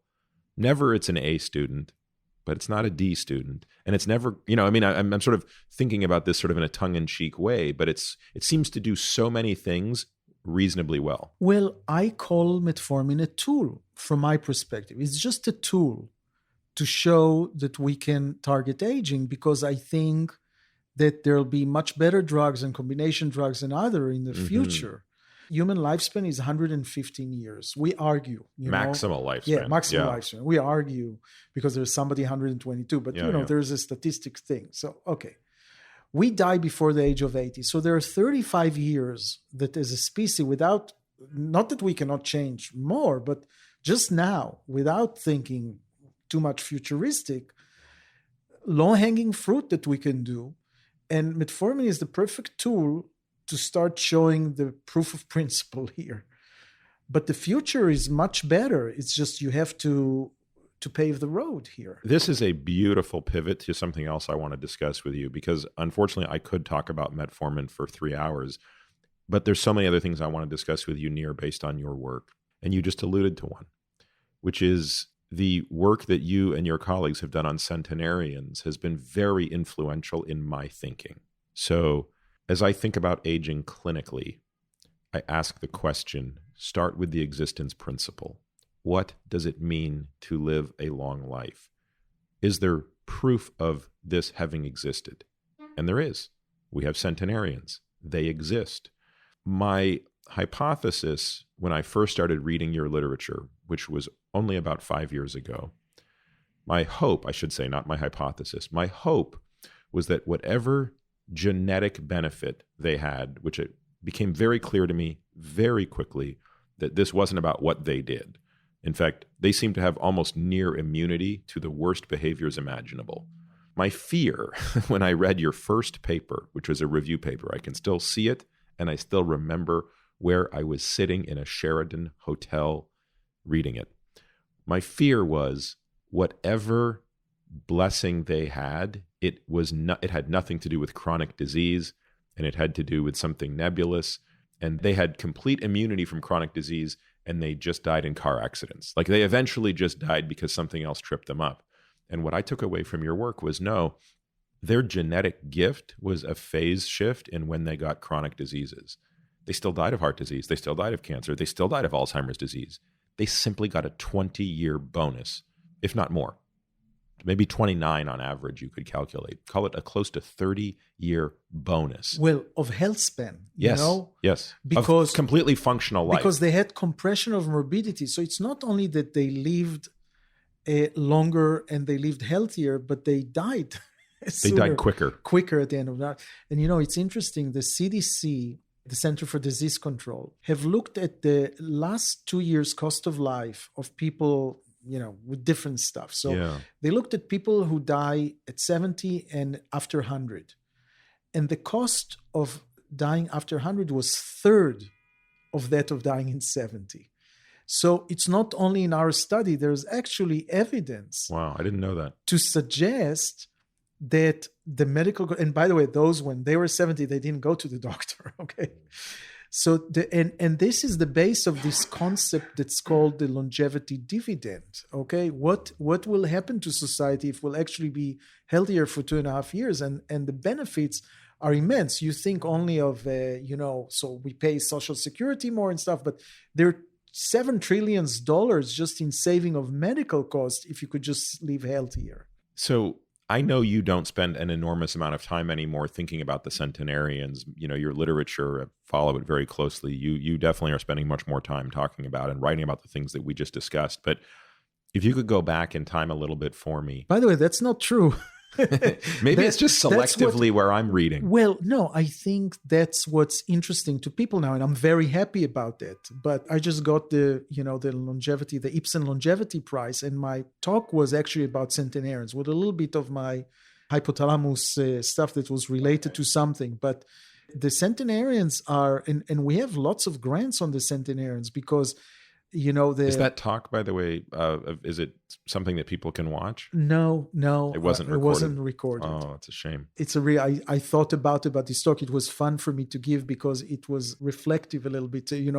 One of the things that's always funny for me is people say, "Oh, I can measure this thing. I'm sure that centenarians they have high level because high levels are good." And I had to put into rest the fact that the genetics of centenarians is really great for me. But the phenotype is not, because you have 100 years old and you can measure something that can reflect what brought you here, or the fact that 30% of them are going to die in the next year. So it could be a marker of death and not of longevity. Their phenotype doesn't interest to me. That's why I have their offspring, because their offspring will have the phenotype, or half of their offspring will have the phenotype. But those things were something that was nice because so many people are saying, we should measure in centenarians. No, we're doing a longitudinal study on their offspring, and their offspring are equal everywhere to our control group. They just have half of the diseases. Although and by the way, that's a really interesting point, Nir. I never once thought of that. What you just said, that if I have a 100-year-old centenarian in my study and he or she has a CETP mutation or an ApoC3 mutation, and I look at the predictable phenotype, because I know what you should have if you have that mutation, hypofunctioning ApoC3 should have low triglyceride. But technically, without a little more longitudinal legwork, I don't actually know if what I'm measuring is the result of that. But that said, there must still be some benefit in, now that I'm saying it, I realize you can't do it. The dream state would be to have health records and phenotypes for centenarians that go 30 years back. In other words, it would be beautiful to follow a centenarian from 70 to 100 with phenotypic data. Right. So that's why we have the longevity study. It's a longitudinal study of offspring of centenarians and people without longevity. And we're going forward. We're already 10 years into the study. And we're starting to see the differences between those guys. It's different population. They are aging slower. okay, the children of centenarians. So we have some of these things in mind. What are the most important genetic differences between those either centenarians or offsprings of centenarians and the rest of us? So it's very interesting. And so this is a part that you haven't heard from, but it's actually the growth hormone IGF axis. We have probably 60% of our centenarians have genomic reasons. So let's explain the normal path of that. So the pituitary gland makes GH. It tells the liver primarily to make IGF. Right. It binds to a receptor, Yes. right, in the liver and IGF. And so some of the effects of the growth hormone system are through growth hormone itself, and some of it is through IGF-1 level. Both of them are decreasing with aging. So in this system, we more than 60%, and I think I'm underestimating, okay? It's probably more, but I didn't really calculate who has several mutations. I can calculate how many mutations there are, but not the overlap of the mutations. So I'm saying 60%, but it's the most common genomic alteration in our centenarians.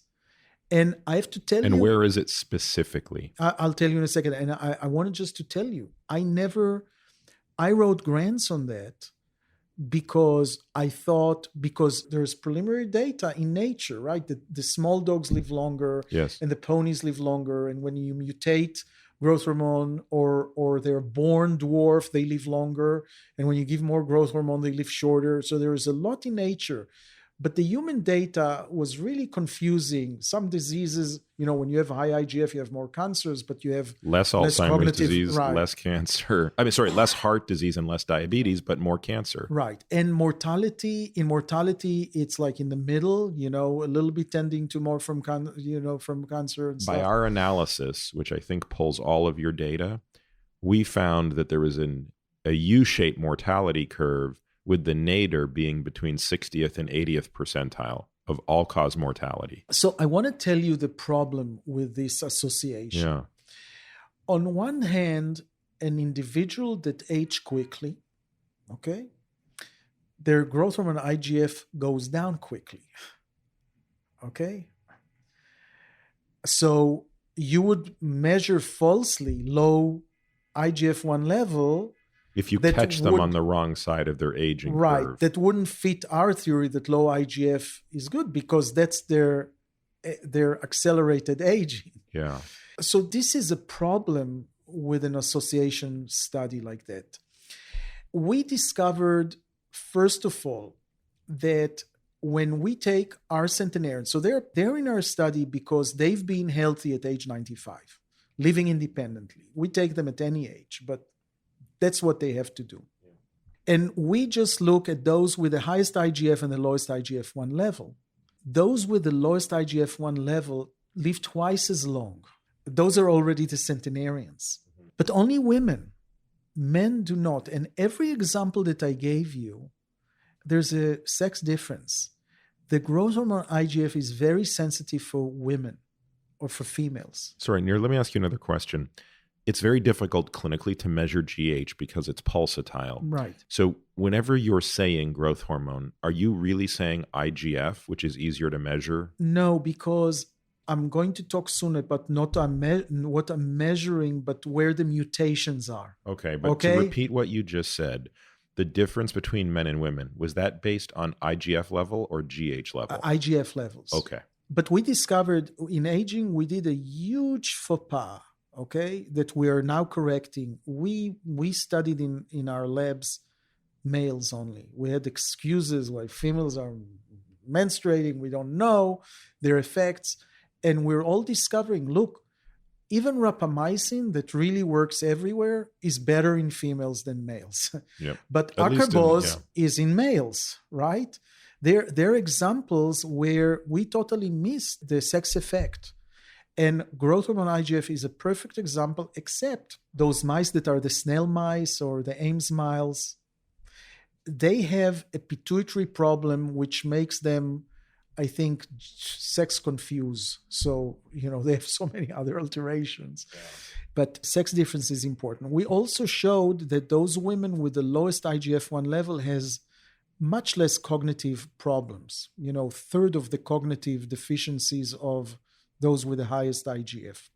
All right. Okay. So we had to grab our second round of Topo Chico there, which, by the way, I didn't even ask you up front. This is your first time having Topo Chico, right? Yeah, I'm in love. I mean, there are few things that bring me as much joy as introducing people to this bottled water. The Perrier is much milder. I like to feel the bubbles. Well, I think one thing we should consider for TAME is if we can have an arm that also includes Topo Chico. So there's a placebo, there's a metformin, and then there's a metformin plus Topo Chico. And the hypothesis will be, does that somehow enhance lifespan? Because even if it does not, I predict it will enhance happiness. Well, I have to tell you, I'm an advisor to the Prime Minister of Singapore. Singapore is a place that can, plan the future. And before going, I said, why don't you ask me questions? And one of the questions, shall we put metformin in the water or in sodas? Now, good to ask. The answer is no, obviously, but it's good that you're thinking that way. So metformin. And should you change your mind, I think you now know which soda it should go into. Right. Can you get it in Singapore? Oh, I'm sure we can, yeah. So back to sort of what you were saying, this IGF male-female disconnect. Let's keep going down that rabbit hole. So I was saying that one of the worries about low growth hormone and IGF is the effect on the muscle, because people think that growth hormone affects muscle function, muscle size. And we found that in females and males, the IGF-1 level is not associated with better or worse lots of muscle function, including grip and getting out of chair and, other things. So maybe the effect of low IGF and aging are just as good as having a higher effect of IGF on muscle. It just weighs itself out. Okay, but then our study is genetics. Okay, that's what we try to do. And several years ago, almost, I guess, a decade ago, we found clusters of mutations in the IGF receptor. Those were new mutations that haven't been found before, but we found them in 9 of our centenarians, which was 2% of our centenarians. And that was kind of a proof of concept for us, that clusters of mutations that are functional is what we really need to look for, rather than like everybody's doing GWAS and find, something intragenomic somewhere. And this was also the first proof of concept that the growth hormone IGF could be relevant to human aging. People that those 2% of those 9 people had higher IGF-1 level because they were resistant, right? It's the IGF receptors. They were resistant to IGF, so their level was a little bit higher, but they were significantly shorter than others. Which is a great explanation of how that phenotype would play out. You would say, well, how can they be short-statured with high IGF? And the answer is, if the IGF isn't as effective at the receptor. Right. But remember that most of our people with low IGF are doing better. By the way, we take the people with the IGF... Sorry, men also, or just women? 2 men in those 9 people. And by the way, then there are dwarfs, human dwarfs, that called Laron dwarfs, that live in Ecuador. And Hassi Cohen and Walter Longo and some of the people in Ecuador were trying to find if they live longer. Too few of them to really know. But they have less cancer and less diabetes, significantly less. So there's other evidence from humans, came after ours, that there's at least less age-related diseases in those people. They certainly didn't live a better life in any way that we could assess, correct? Right. I mean, we always joked that they weren't happy with the fact that they're short, so they drank a lot, and that's the alcoholism. And then when they crossed the road, nobody saw them. So then they died of more trauma. But I think it's really not true. So I met some of them. We were in a Vatican conference. Everybody has to bring his patients, and Longo brought somebody from Ecuador, and I brought a centenarian from Rome, and the guy that he brought told a different story. He wasn't unhappy. He was also happily married with a big woman and had children, and was so I don't know. And is the defect in them at the growth hormone receptor in the liver? In the liver. So they make normal amount of growth hormone. Their liver doesn't acknowledge high it. amount of growth hormone because the it doesn't feedback work, loop. right? Yeah. So they have lots of growth hormone, but it's not being expressed through the liver into IGF. Right. And so they have no IGF.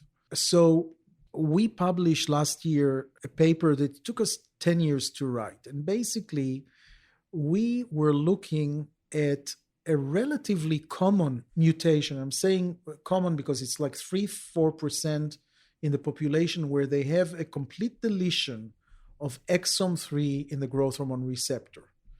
Okay, so one of the exons, one of the things that are important for the integrity of this hormone, right, is deleted.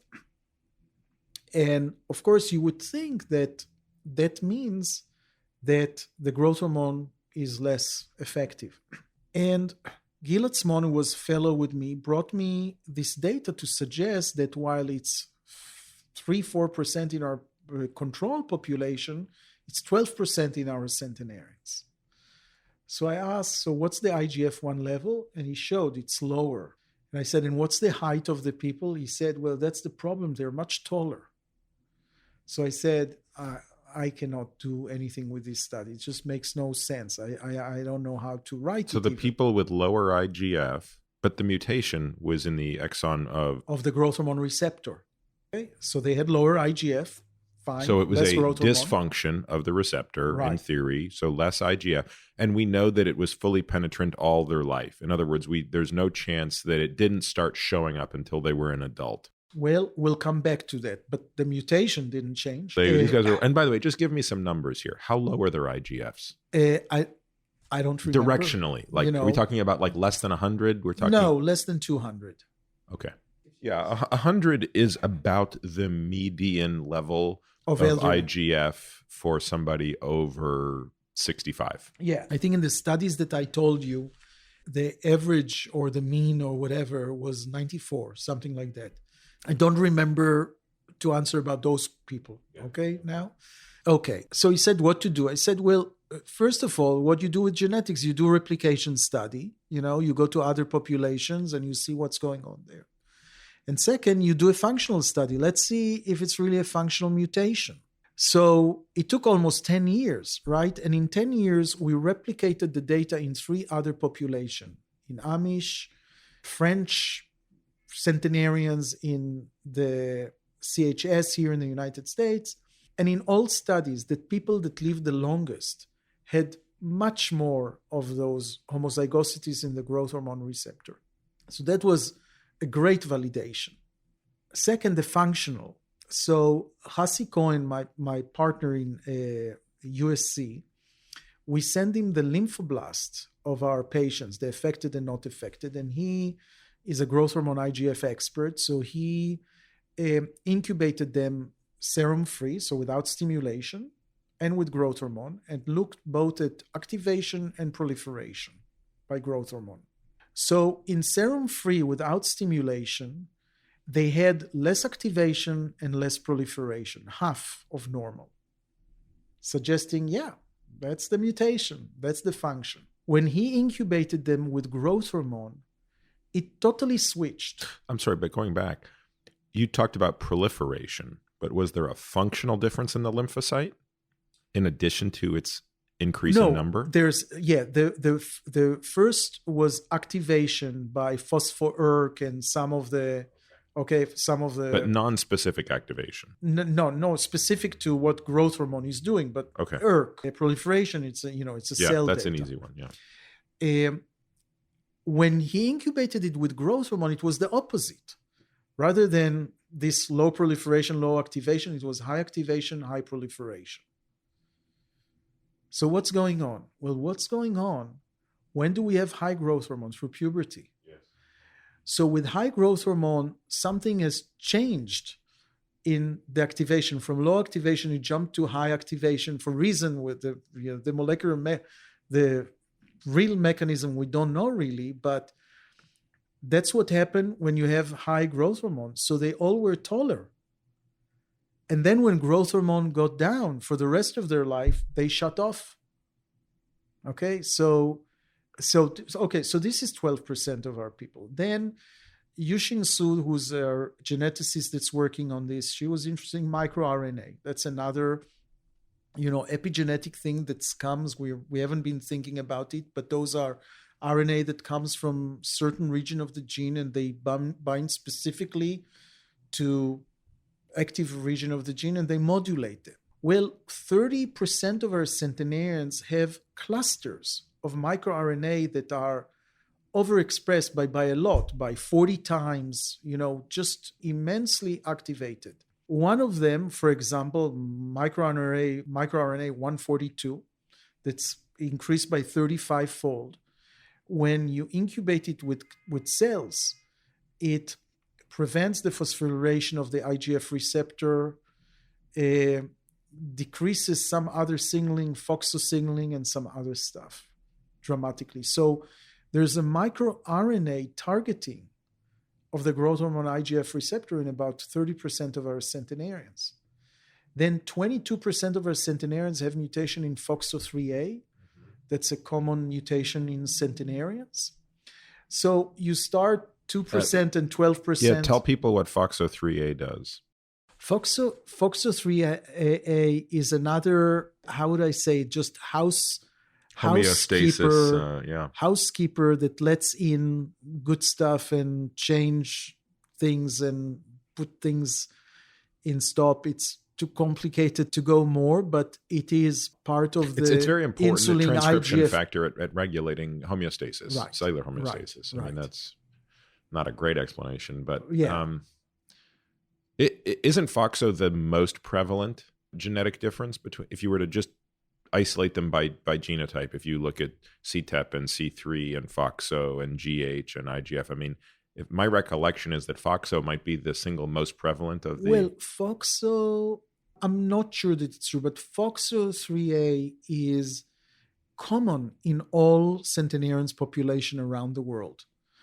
Not every population has the same mutations. In fact, what we're doing now when we have the exome sequencing of all our subjects, almost 3,000 exome sequencing, the important thing to do is to assign them to pathways, because we're doing something really silly with genetics. When we had this GWAS, we said we have million SNPs around the genome, we'll find the diseases, every disease in the world. And one of the stupidest thing we did, we took one SNP at a time. Okay, let's see if this SNP is significant. But we're not built of one SNP of a time. And in certain population, there's down this pathway, there'll be another SNP that will change the function. So you need to, our analysis now is totally different than how we started. But this, I mean, I agree with you completely, but I don't think most of the world is listening, Nir. I mean, if I had $1 for every time one of my patients came with their, complete sequence and, they want me to interpret them, I have the same discussion so many times. Okay, you have 20,000 genes. To my last counting, maybe 78 of them have a deterministic relationship with a disease. You have none of them, and we know you have none of them, because if you had any of them, we would know by now. There's no chance you got here with Huntington's disease and we sort of missed it, or there's no chance you have some inborn error of metabolism that somehow got missed. And then we get into this whole GWAS morass, and, it's hard to explain to people how multifactorial these issues are. And I find myself, maybe you do as well, somewhat frustrated by these discussions and the overemphasis on this genetic, it's a little bit of the drunk in the streetlight problem, right? When the guy is standing below the streetlight and you say, "What are you doing here?" And he says, "I'm looking for my keys." And you say, "Did you drop them here?" And he says, "No, but this is where the light is." So let me not increase the complexity, but give you another ammunition, okay? So we did, now several years ago, because of funding, we did our 44 first centenarians, their whole genome sequencing. So think about it. We have a study without control. We just have 44 centenarians and we do the whole genome sequencing.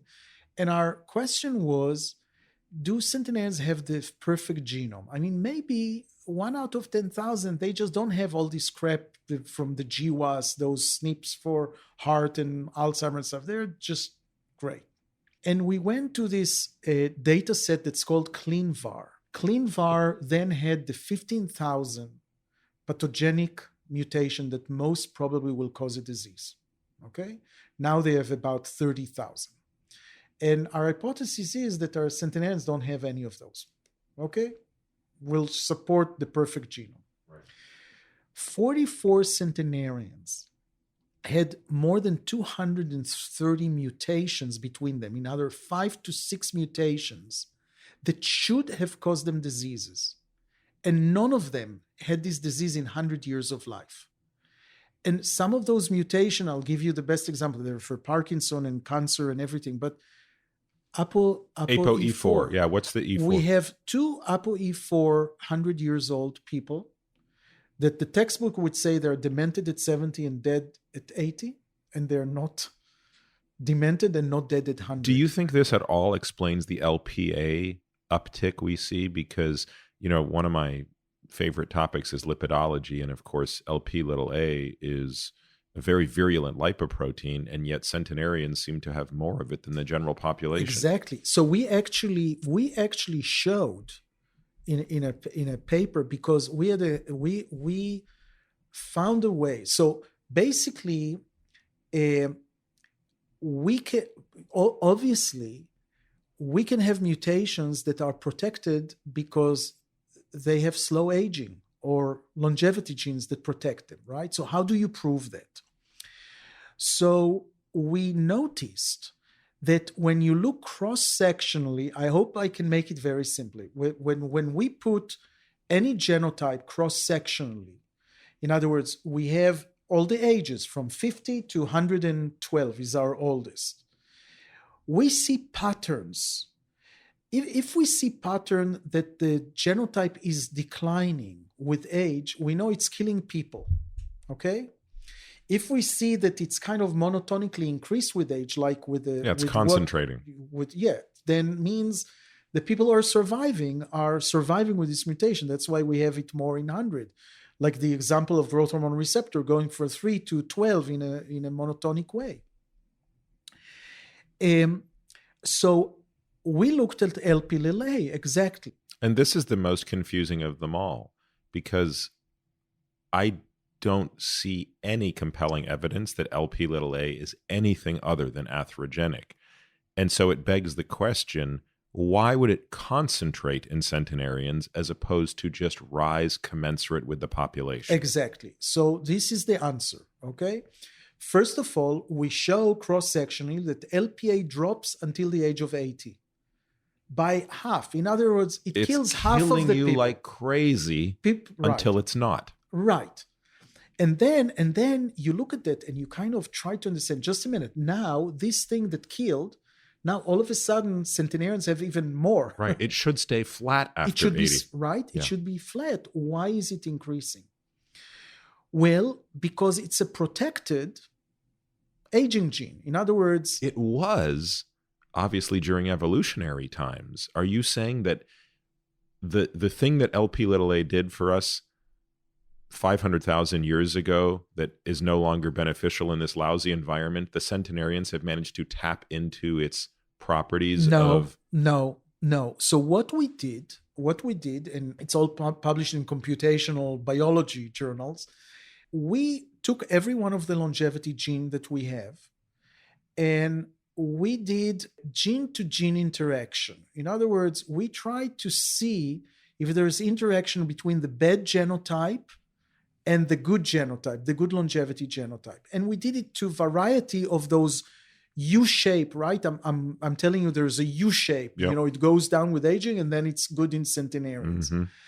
And we really found the statistically significant that Lp(a) is protected by people who are homozygous to a CETP mutation that is a longevity mutation that we found That's before. the VV mutation, The isn't it? VV mutation. In other words, most of the people with the LP-LLA that are centenarians were also CETP mutation. So can we tell people what that phenotype is? So I've talked on this podcast a lot about CETP and its role in reverse cholesterol transport, et cetera. Talk to me about what does the lipid panel look like for someone who is CETP-VV plus or minus LP-little-a? So those with CETP-VV, they have higher HDL levels. Mm-hmm. They have larger lipoprotein particle size, and they have lower CETP levels. That's their phenotype. And this CETP has been protective against several age-related diseases. The most dramatic is cognitive decline. And by the way, the two ApoE4 are also CETP-VV carriers. So really the question is, it sounds to me like if you are CETP-VV, that's a very protective phenotype. And the difference, if I remember the data, going from 70 to 80 was basically flat. If you're CETP-VV, it really goes up when you turn 80.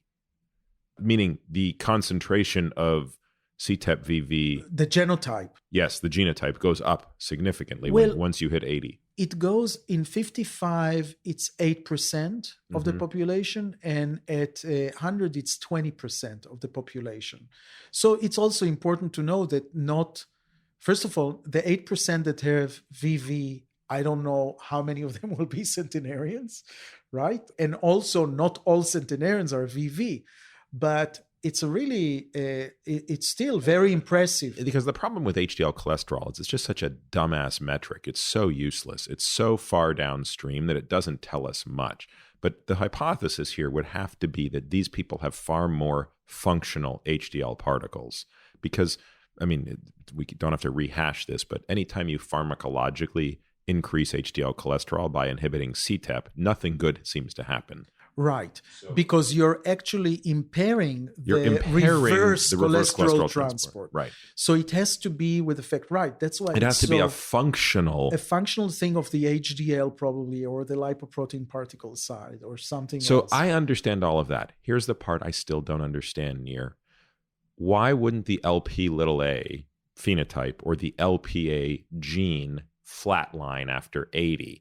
In other words, I understand why CETP-VV is protective. I don't understand why LP-little-a should concentrate. I think because the CETP is common and is very protective, and that's why you do it. Look, it's a cross-sectional, okay? By the way, it's a good question. That's what we ask, why it's not flat. But for a person who's born and is going to be a centenarian, for them, it's really not so they don't die when I guess everybody I need to do the math. We could do this over dinner. We'll sketch this out on a napkin. You take 100 people who are going to be centenarians, 100 people who are not. 8% of each of them, call it 10% of each of them, have LPA. We should do the math on are we being fooled by the age? Because I do have one alternative hypothesis, by the way. Oh, I'll show you at dinner. I'll show you the actual calculation. Computation. Okay, so this will be good. This will answer my question, because the other hypothesis I've often wondered is, depending on, so I'll start with my question and then I'll go to my hypothesis. How much phenotyping have you done on the LPA? Do you know how much heterogeneity is with their Kringle repeats, for example? No, I don't have their LPA level. I have just their LPA genotype. So the things that we've done are, though we can do, actually we've done a little bit on the CETP levels, or we've done, but those calculations are on gene-to-gene interaction, okay? Taking out the people without genotype and without genotype and seeing who are the people, who are the centenarians that stayed with the bad LPA genotype. They were only the ones who are CETP also. I see it. Do you have serum stored on these subjects? Yeah, but and I have a proteomics done, and maybe we can have some measurement. I'm not sure. I wonder if there's a clue to a very vexing question, which is, why is it that some people with high LP-little-a do not go on to get premature heart disease? Many do. Most do. A significant number do not. And it appears completely uncoupled from the level of their Lp(a), which makes me wonder, are there virulent and non-virulent phenotypes that at the level of expression by number or molecular weight aren't captured? And my question then becomes, is the non-virulent one the one that is concentrating in the centenarians? And are they the population in which we should understand that phenotype so we can better risk stratify the rest of us schleps walking around today, 10% of whom have elevated Lp(a), but we don't know how aggressively to treat them? Yeah, I didn't know that there's virulent or non-virulent Lp(a). My explanation is totally gene-to-gene interaction. In other words, you do another phenotype. I guess the answer is different. Is the people with what's the Lp(a), what's their CETP level, what's their HDL, what's their HDL particle size? And maybe you can see that's generalized, that if you inhibit CETP, the Lp(a) is less interactive. I mean, I think the problem I agree with what you're saying. The challenge is we do not have an HDL functional assay. So right now we can measure HDL cholesterol, we can measure HDL particle number, and we can measure HDL size, but none of those come close to telling us how functional the particle is. I have a collaboration with Dan Rader, who's doing HDL efflux and stuff like that. Yeah, I mean, Dan is a god in this field. Yeah. So maybe, but I'm, that's not this is a past life for me. Yeah. I moved on.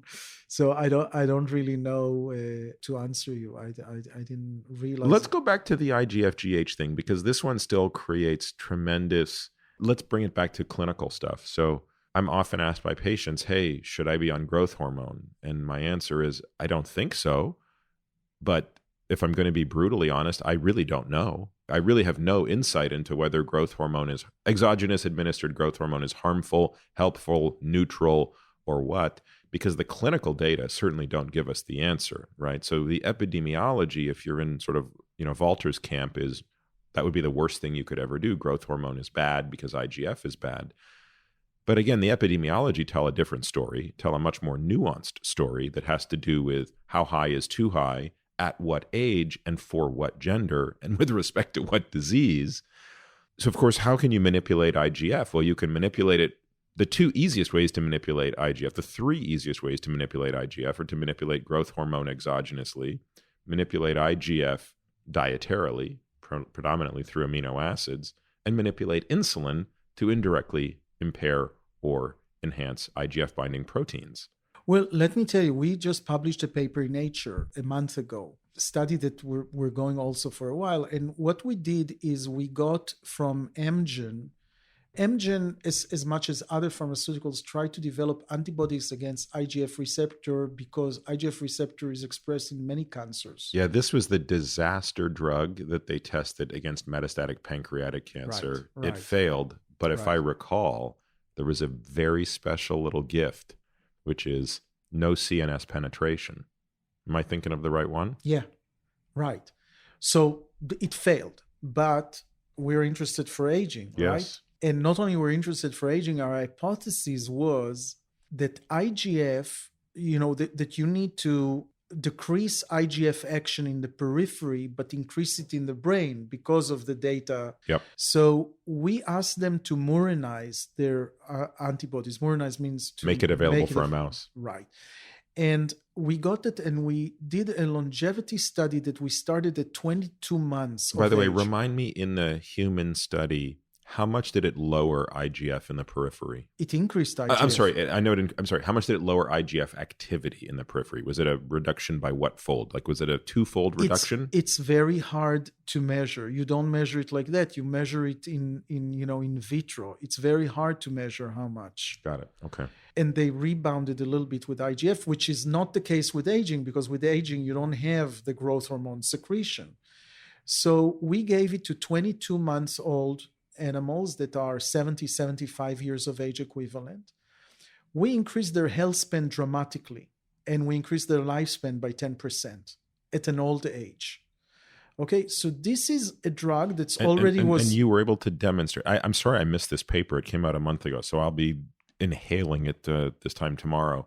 You basically showed that you didn't change IGF levels in the brain, or you actually increased IGF levels in the brain? We really don't know. There is a little increase in IGF-1 level in the periphery, and we're assuming that we didn't make it a big, I'm telling you what we thought, we didn't make it such a big deal, but obviously the antibodies do not cross the blood-brain barrier, but the IGF wasn't lower, if anything was higher. Right. So if anything, IGF went up in the periphery because it was being blocked. And therefore a little bit higher. It could have got more into, so you could have had more CNS activity, less peripheral activity of IGF. Now again, those were aging, by the way, it was in females. In males, we started to do the studies in males, and since we didn't see any major effects and we had relatively little, those are months of studies in many mice.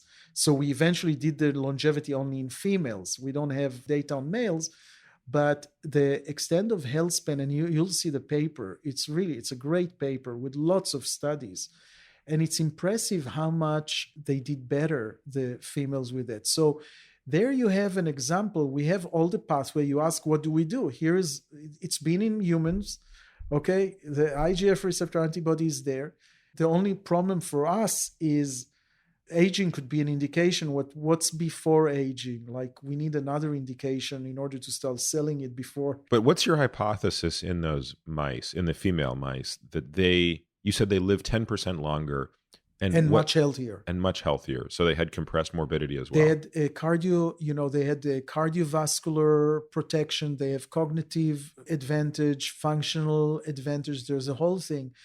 The interesting thing between male and female, the difference is the female mice that were treated with IGF receptor antibody had a lot of inflammatory markers, right? When we started, they were 22 months, and those inflammatory markers were really decreased with aging.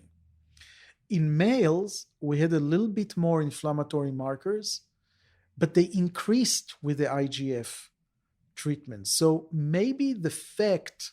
And both the males and the females had an increase in peripheral IGF. Presumably the antibody was working in both of them. Right. But somehow the inflammatory response in males was different. So it's all driven. So I'm answering you two things. First of all, what do you do? Here's a good example of a drug that was in females, and we have preclinical proof of concept that it's good. But the second is in males, all those have not been shown. And in fact, the functional that I told you, functional in women, it looks like the function was better for men with a higher IGF and not with lower. Not statistically significant, but you could see that it might happen. So I'm telling you from human studies, from genetic studies, I'm telling you growth hormone treatment is not beneficial. It should be dangerous for elderly people, for elderly women. With men, I'm ready to say that I'm not sure. I'm not sure. It's not that I've shown that low IGF or growth hormone is better in males. Not in my rodent studies and not in my human studies. But it's hard to say that giving growth hormone is bad when, by the way, the growth hormone receptor story is a lot of them are males. This is so interesting. I mean, this is such a layer of sophistication to this question, which I've largely sort of decided that I can't come up with a compelling reason for exogenous growth hormone. But I also can't see much evidence clinically that it's killing people. But of course, I think disproportionately the data are in men. What do you think explains this sex difference between men and women? I think if you look at this inflammatory panel, lots of cytokines in lots of animals, I'm not sure, we don't have the intellectual link to say what happens, but this is something we want to actually go on and examine.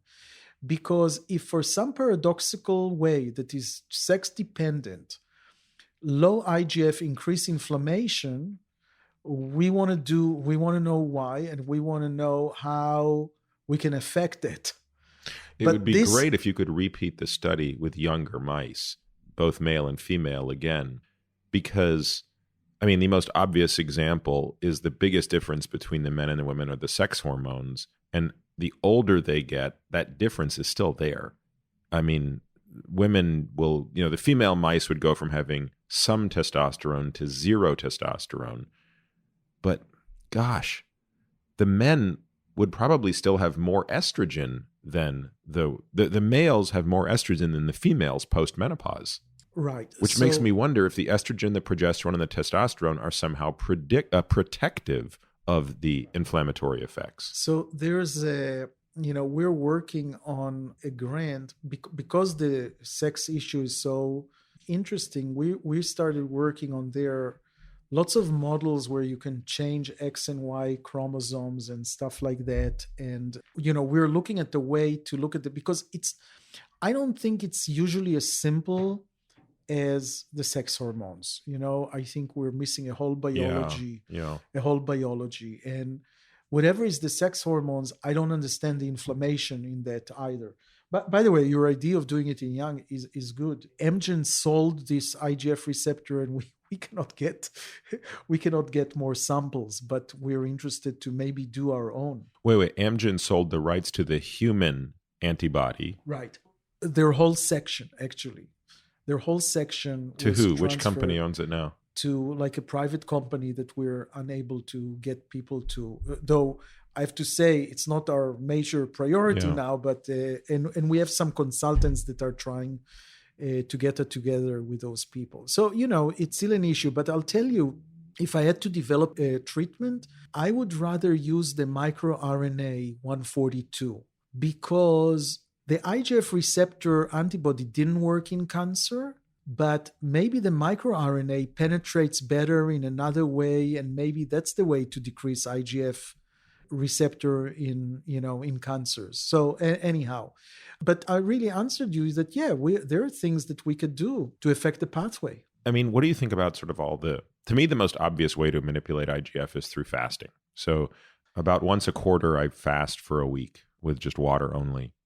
And it has a profound impact on my IGF level. So for my age, I think I should know these numbers off by heart, but plus or minus 2 standard deviations of IGF at my age is about 90 to 250.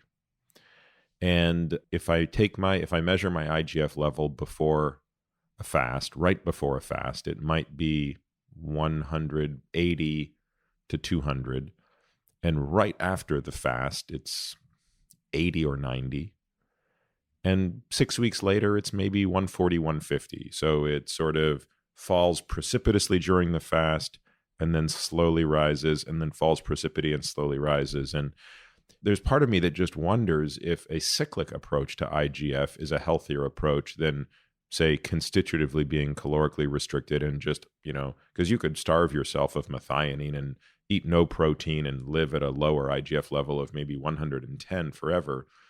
But I wonder if the real game is sort of figuring out this sort of cycle and periods of, just as we think of autophagy, if you're always in a state of autophagy, that's a bad thing. If you never have autophagy, that's a bad thing. So about the calorie or the caloric restriction that the NIA funded in 3 centers? Yeah, Eric Ravison at Pennington was one of the main PIs of that. One of the things is that IGF level wasn't decreased in those people, right?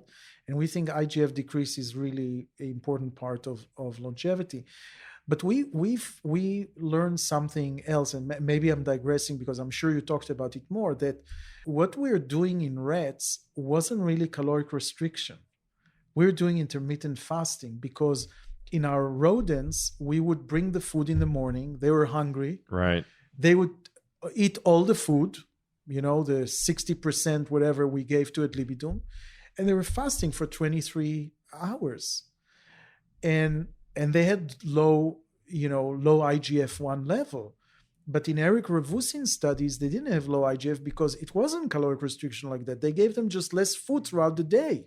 Okay, and I think that was a big mistake that we realized we were doing. And it doesn't answer the circulating. I think what we're trying to do at Einstein is we're doing a study. We know that autophagy is improved quite fast in fasting rodents. We don't know the timeline for humans, okay? So we're trying to figure it out. And by the way, we can do with Ana Maria Cuervo, we can take T lymphocytes and look at the autophagy on a time course in humans. And they actually reflect also autophagy in the brain. There's a lot of advantage in doing that. What are you looking at specifically in the assay? Well, there are several things because there are several autophagies, right? So macroautophagy or chaperone-mediated autophagy. So there are several things. Can you measure mitophagy also? Yeah, we can do. We do that, yeah. How sensitive is it to meal timing? Like, for example, if a rodent is fasting for 24 hours, especially a mouse, I mean, that's probably the equivalent of a human fasting for a week. Presumably autophagy is highly, highly, highly upregulated. If you give the mouse a little bit of chow and then measure that assay, does it obfuscate? Does it erase the fact that does it create the illusion, I guess I should say, that it's erased that they've had this high period of autophagy? Did you transiently truncate it? Ana Maria Cuervo did, and I don't know the answer. I don't know the time course. And but the important thing is to find the time course in humans so that we can really say, for example, what I'm doing basically is I'm trying not to eat after dinner until like lunchtime the next day. So, but do you really? So first of all, how hard is it to get an IRB at Einstein to study this in healthy volunteers? We have IRB. We just wrote a grant. We need money for that. Okay. Yeah, I guess I have a whole framework around nutrition, which I'm happy to kind of walk through as we inhale our dinner tonight. Have you decided, by the way, if you want Indian, Turkish, Persian? Yes. Greek. Yeah, all of the above? Yeah, that sounds good. Because it's raining out, so I guess one of the things we could do to the closest. We'll figure it out. Yeah. So my concern with time-restricted feeding, which I practice quite liberally, is I'm worried it is not a significant enough deprivation of nutrients in humans. In other words, I think Sachin's data is so impressive in mice, but I think that for a mouse to go 16 hours without eating is an enormous task. It might be the equivalent of us not eating for 3 days. And now that said, I'm struggling to see a downside of time-restricted feeding. And I know that, Walter and others have said time-restricted feeding is somehow bad. I don't accept those arguments. I'm not convinced by those data. But this is a very interesting question you're asking. I would argue it's the most interesting question of all, because if we understand the time course of that, all of a sudden we can program nutrient exposure. And have you looked at that assay in the presence of rapamycin or metformin? I didn't. But metformin, Ana Maria Cuervo is using metformin as the control for autophagy. Okay, it activates autophagy really well. Okay, so that's it. I'm talking about in vitro assays. Okay, but we haven't measured it in patients. The one thing I should say, I just don't want to forget anything. Can I? Absolutely. And it's back to the metformin. It just reminded me. It's back to the metformin studies. So our reviewers were saying, okay, all the data on the biology that you showed was from rodents, and we don't know that the biology is relevant to humans. Okay. Although, of course, the preliminary data in humans are much better than in rodents, right? The association with diseases. So we had a clinical study, a small clinical study, which we took 15 people that are 75 years old, and we gave some of them metformin for 6 weeks and other placebos, and then we crossed over, and it was blinded. And we took it at the end of each period, we took biopsy from their muscle and biopsy from their adipose tissue, okay? So not liver. And we looked at the transcript and the metabolomics, but mainly the transcripts in the tissues to see effects on metformin. And there are 3 interesting things. First of all, when they brought me their clinical results, insulin, HOMA, glucose, and all, there were significant effects in many of them, statistically significant effects, but I was expecting more. I started to try and break it down, and then we found out that the people who were last on metformin, although it was half of the people, had much more significant results than the whole 15 people. Wait, explain that again. The people in the crossover who went placebo to metformin had better effects on metabolic parameters. Relative to themselves or to their peers? Relatively to themselves. Because this was a person to person. This was person to person. This is a paired t-test. And the reason is that probably the 2 weeks washover is not enough. When you fix the aging, it lasts for a while. Okay? Yeah. So if you got metformin and then placebo, you didn't really, you went halfway back. Also, by the way, because metformin is associated with weight loss and they lost a little weight, that on itself really made them on the second part. Yeah. No, it's funny you bring that up. I'm glad you mentioned that. What do you think explains the weight loss phenotype of metformin? So when I started taking metformin, which was 2010, I didn't mess around. I just went straight to 2.5 grams a day. I didn't even mix it up. I don't think I took it BID. I mean, I took 2,500 milligrams first thing every morning. And after a month, I lost quite a bit of weight, but I was also nauseous 24/7. I mean, the thought of eating was repulsive to me. I still ate, I was exercising a lot and doing all my usual shenanigans, but I clearly ate less just because of that low-grade feeling of nausea. Today, when I prescribe metformin to patients, I have them start at 500 QHS, then 500 BID, then 500 in the morning, 1,500 before bed, then 1 gram BID is sort of standard dose. And I see far less of that nausea, and I see far less weight loss. What other mechanisms do you think it could explain the weight loss? So could it be lactic acid going up? Just like ketones, you get as a substrate, an additional substrate? Yeah. I don't know. But look, I started metformin several years ago because I was pre-diabetic. My doctor did it. So it's before, I'm glad that he did, but it was before I thought much about it. And I was just surprised after 3 months to realize that I lost, 7 or 8 pounds. I was surprised because I wasn't nauseated. I wasn't anything. I must have eaten less. I was less hungry. I reacted better. I reacted better to my body, right? To my leptin, maybe. I reacted better. And I probably didn't eat as much, totally not noticing it. It was a surprise to me. It's funny. I tell patients not to expect that because I don't like the idea of patients thinking of this as like a weight loss drug. To me, that sort of is not the right way to think about it. But I've never had a great explanation. And by the same token, I should be clear, I've had also some patients who they've come back and they've lost 10 pounds. And these are patients who were not overweight. This is not, this is someone that by everybody's standard would be completely normal weight. BMI is 24, body composition is reasonable, and comes back in 3 months and they've lost 10 pounds. But I guess at least in my practice, that seems to be the exception and not the rule. But very, very interesting to hear. I guess, of course, you wish that was more than a 2x2 2 week. You wish that was a 12 week by 12 week. We're doing the same thing with acarbose now, and we're doing longer study with longer washing period because we want to get away from that. But back to metformin, I said that's one thing is this metformin last issue. The second thing that we showed that most of the transcript changes were relative to the tissue. In fat, it was more free fatty acid metabolism. In the muscle was more pyruvate metabolism. So it was appropriate. In other words, there wasn't the metformin, the metformin part. But in both tissues, there were genes that are not metabolic genes, like BRCA1 or myofibril genes and other things that are related to aging, but they are not metabolic. They change by metformin. In other words, the concept that metformin is not only metabolic, it's aging, okay? BRCA1 changed? Yeah. Some other genes that are associated with DNA repair changed significantly.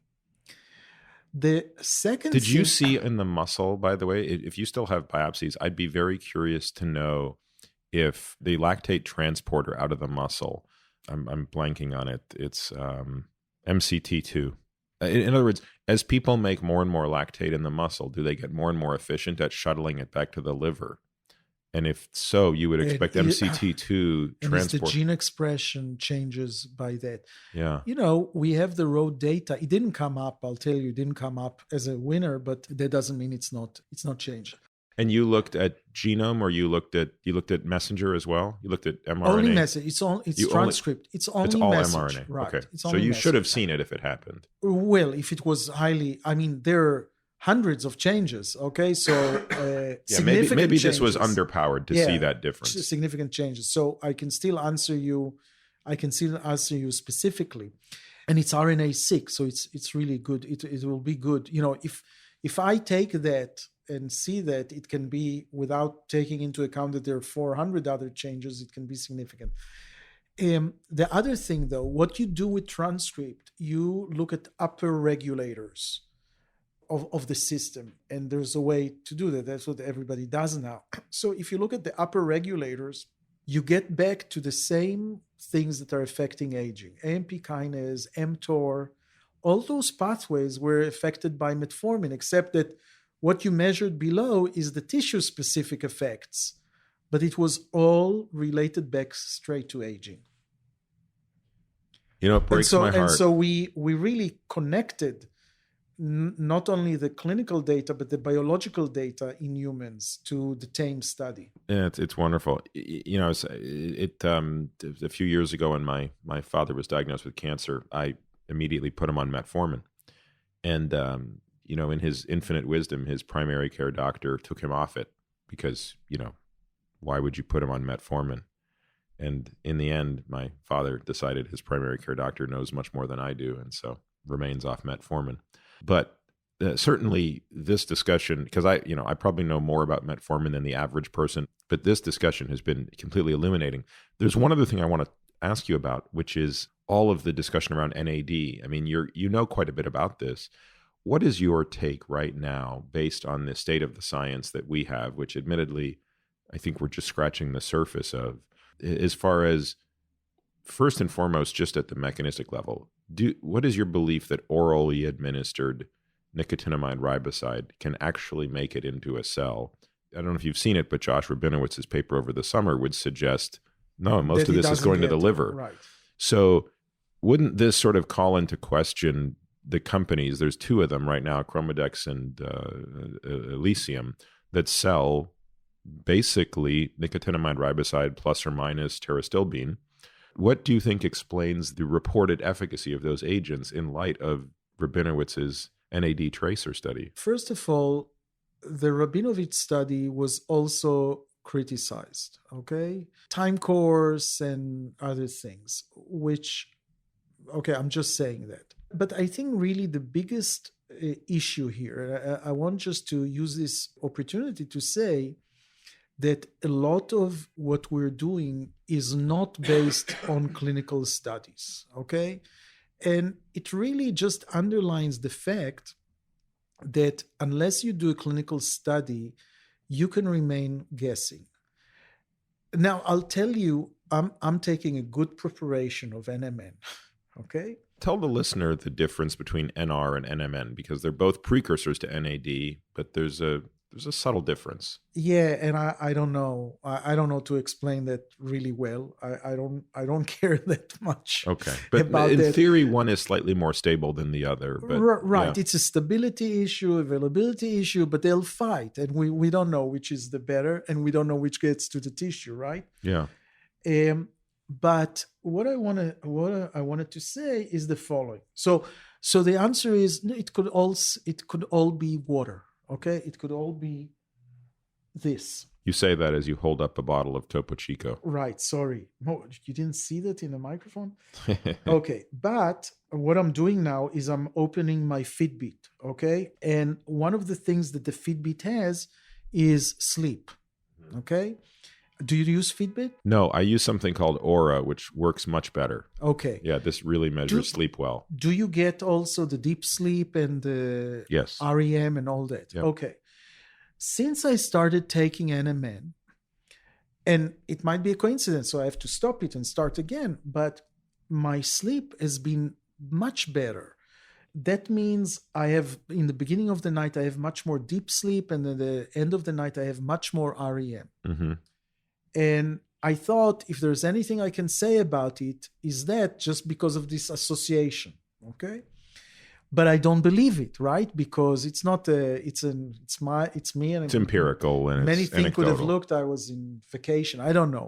Many things could have happened. Do you take the NMN by itself, or do you also pair it with pterostilbene or another sirtuin activator? No, just NMN. But it's a good suggestion, maybe. Okay, but then I run into Imai. Do you know who's Shin Imai? He is from St. Louis, and he has his own patents and studies in Japan on NMN. And he tells me unprovoked, he says, I have 200 subjects, and one of the interesting thing is their sleep patterns improve. They get more deep sleep in the beginning of the night and more REM at the end of the night. In other words, he tells me what I've noticed, and it makes me just think and maybe believe and maybe hope that something is getting into the cells.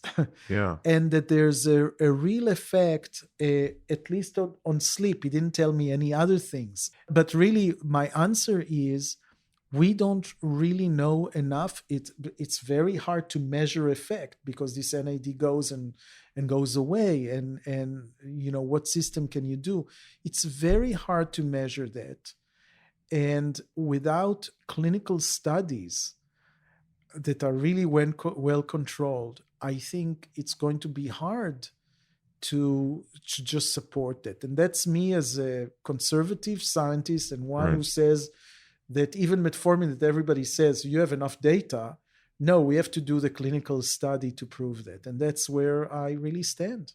And it seems to me that intravenous administration of NAD is also not particularly helpful, though it seems quite popular in the sense that I haven't seen compelling evidence that giving NAD intravenously makes its way into the cell either.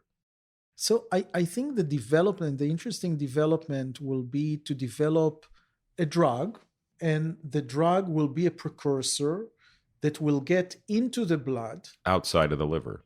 Outside of the liver. Yeah, exactly. So if you could give NR or NMN sublingually or intravenously, that strikes me as very interesting. Saying that, there's a lot of data in rodents where also you give it in different ways. You give it some in water, but some are gavage. And maybe that's different because one of the problems, maybe if you go deep enough, you can bypass the portal circulation. Right, you can bypass something. So, but the in vivo studies are good studies, okay? You just don't know what it means to humans, really. Yeah. Well, Nir, I'll do a time check here. We've been going at this for a little while. There's a lot more I want to sort of pick your brain on, but we could also just sit down and do this again sometime.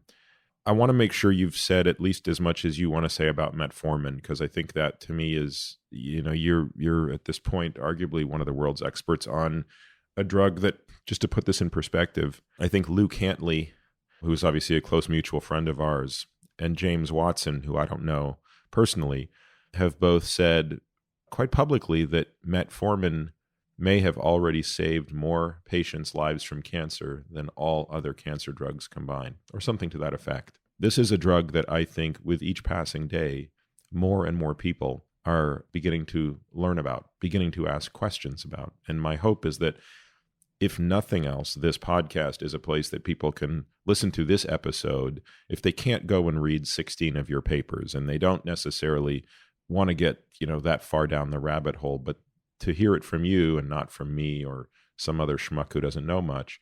I want to make sure that if there's anything else you want to say about metformin, that you say so. And so is there anything else that you want to add? Well, let me do one practical thing and one a little bit more philosophical, okay? The practical thing that really surprised me, I was giving a talk somewhere for lay people. So it was organized by a university, and they invited people, and to their surprise, there were 300 people in the audience. And by the way, my talk wasn't about metformin. My talk, the titles of my talk is usually how to die young in a very old age. That's what my title is usually. If I can get away with it, that's a good title. So people are coming, and as they're entering, some of them come to me and say, "So how much metformin should I take?" Okay. So I started talking, and all of a sudden I said, "Let me ask you something. who here in the audience is non-diabetic and is on metformin? And please, you don't have to, just if you choose to hold. So how many? Half of the people. Where was this talk? What university? I don't want to. Okay. What city? Can you say what city? Was it in the United States? No. Okay. Fair enough. So, in other words, the prophecy is out, which makes me a little bit worried about this study. When Wall Street Journal is the first that picked on TAME, wrote an article. The next week, we had 3,000 phone calls and emails of people volunteering to the study, which is what we need to do the study. And I thought, but just cut you trim that budget from 70 million down to 65. You cut all the recruiting costs out. Exactly. Except that then you realize, yeah, it's a bias sample. Then you realize, just a minute, those people, first of all, we didn't advertise. They had to find my phone number and email. And second, they're doing other things. It's like with the estrogen bias, they're probably exercising and stuff like that. And then when I started getting emails like, I'm volunteering to the study as long as I'm not on the placebo, I thought, if people care so much, if they'll figure out they're not on metformin, they'll just get metformin. So from recruiting the 3,000, we outlawed those. Those are not in my study, right? Yeah. So I want to say that still, we haven't done the study, okay? We haven't done this study. So you're between 65 and 80, okay? Just know we haven't done this study. We don't know if it's safe as it is in young people. And so we don't have really a clinical study with evidence that this is good. And I'm just worried now that part of the reason to do this study is because if it's not good, people should know also, right? And not take another drug. Okay. Yeah. Not that I believe that, but it is possible. The second thing that is more philosophical. So I said before that I was invited to the Vatican. I actually was invited twice. The second time, and I'm very close to Cardinal Ravasi, who's number 4 in the pontiffs. He's in charge of science and on arts, that is including science.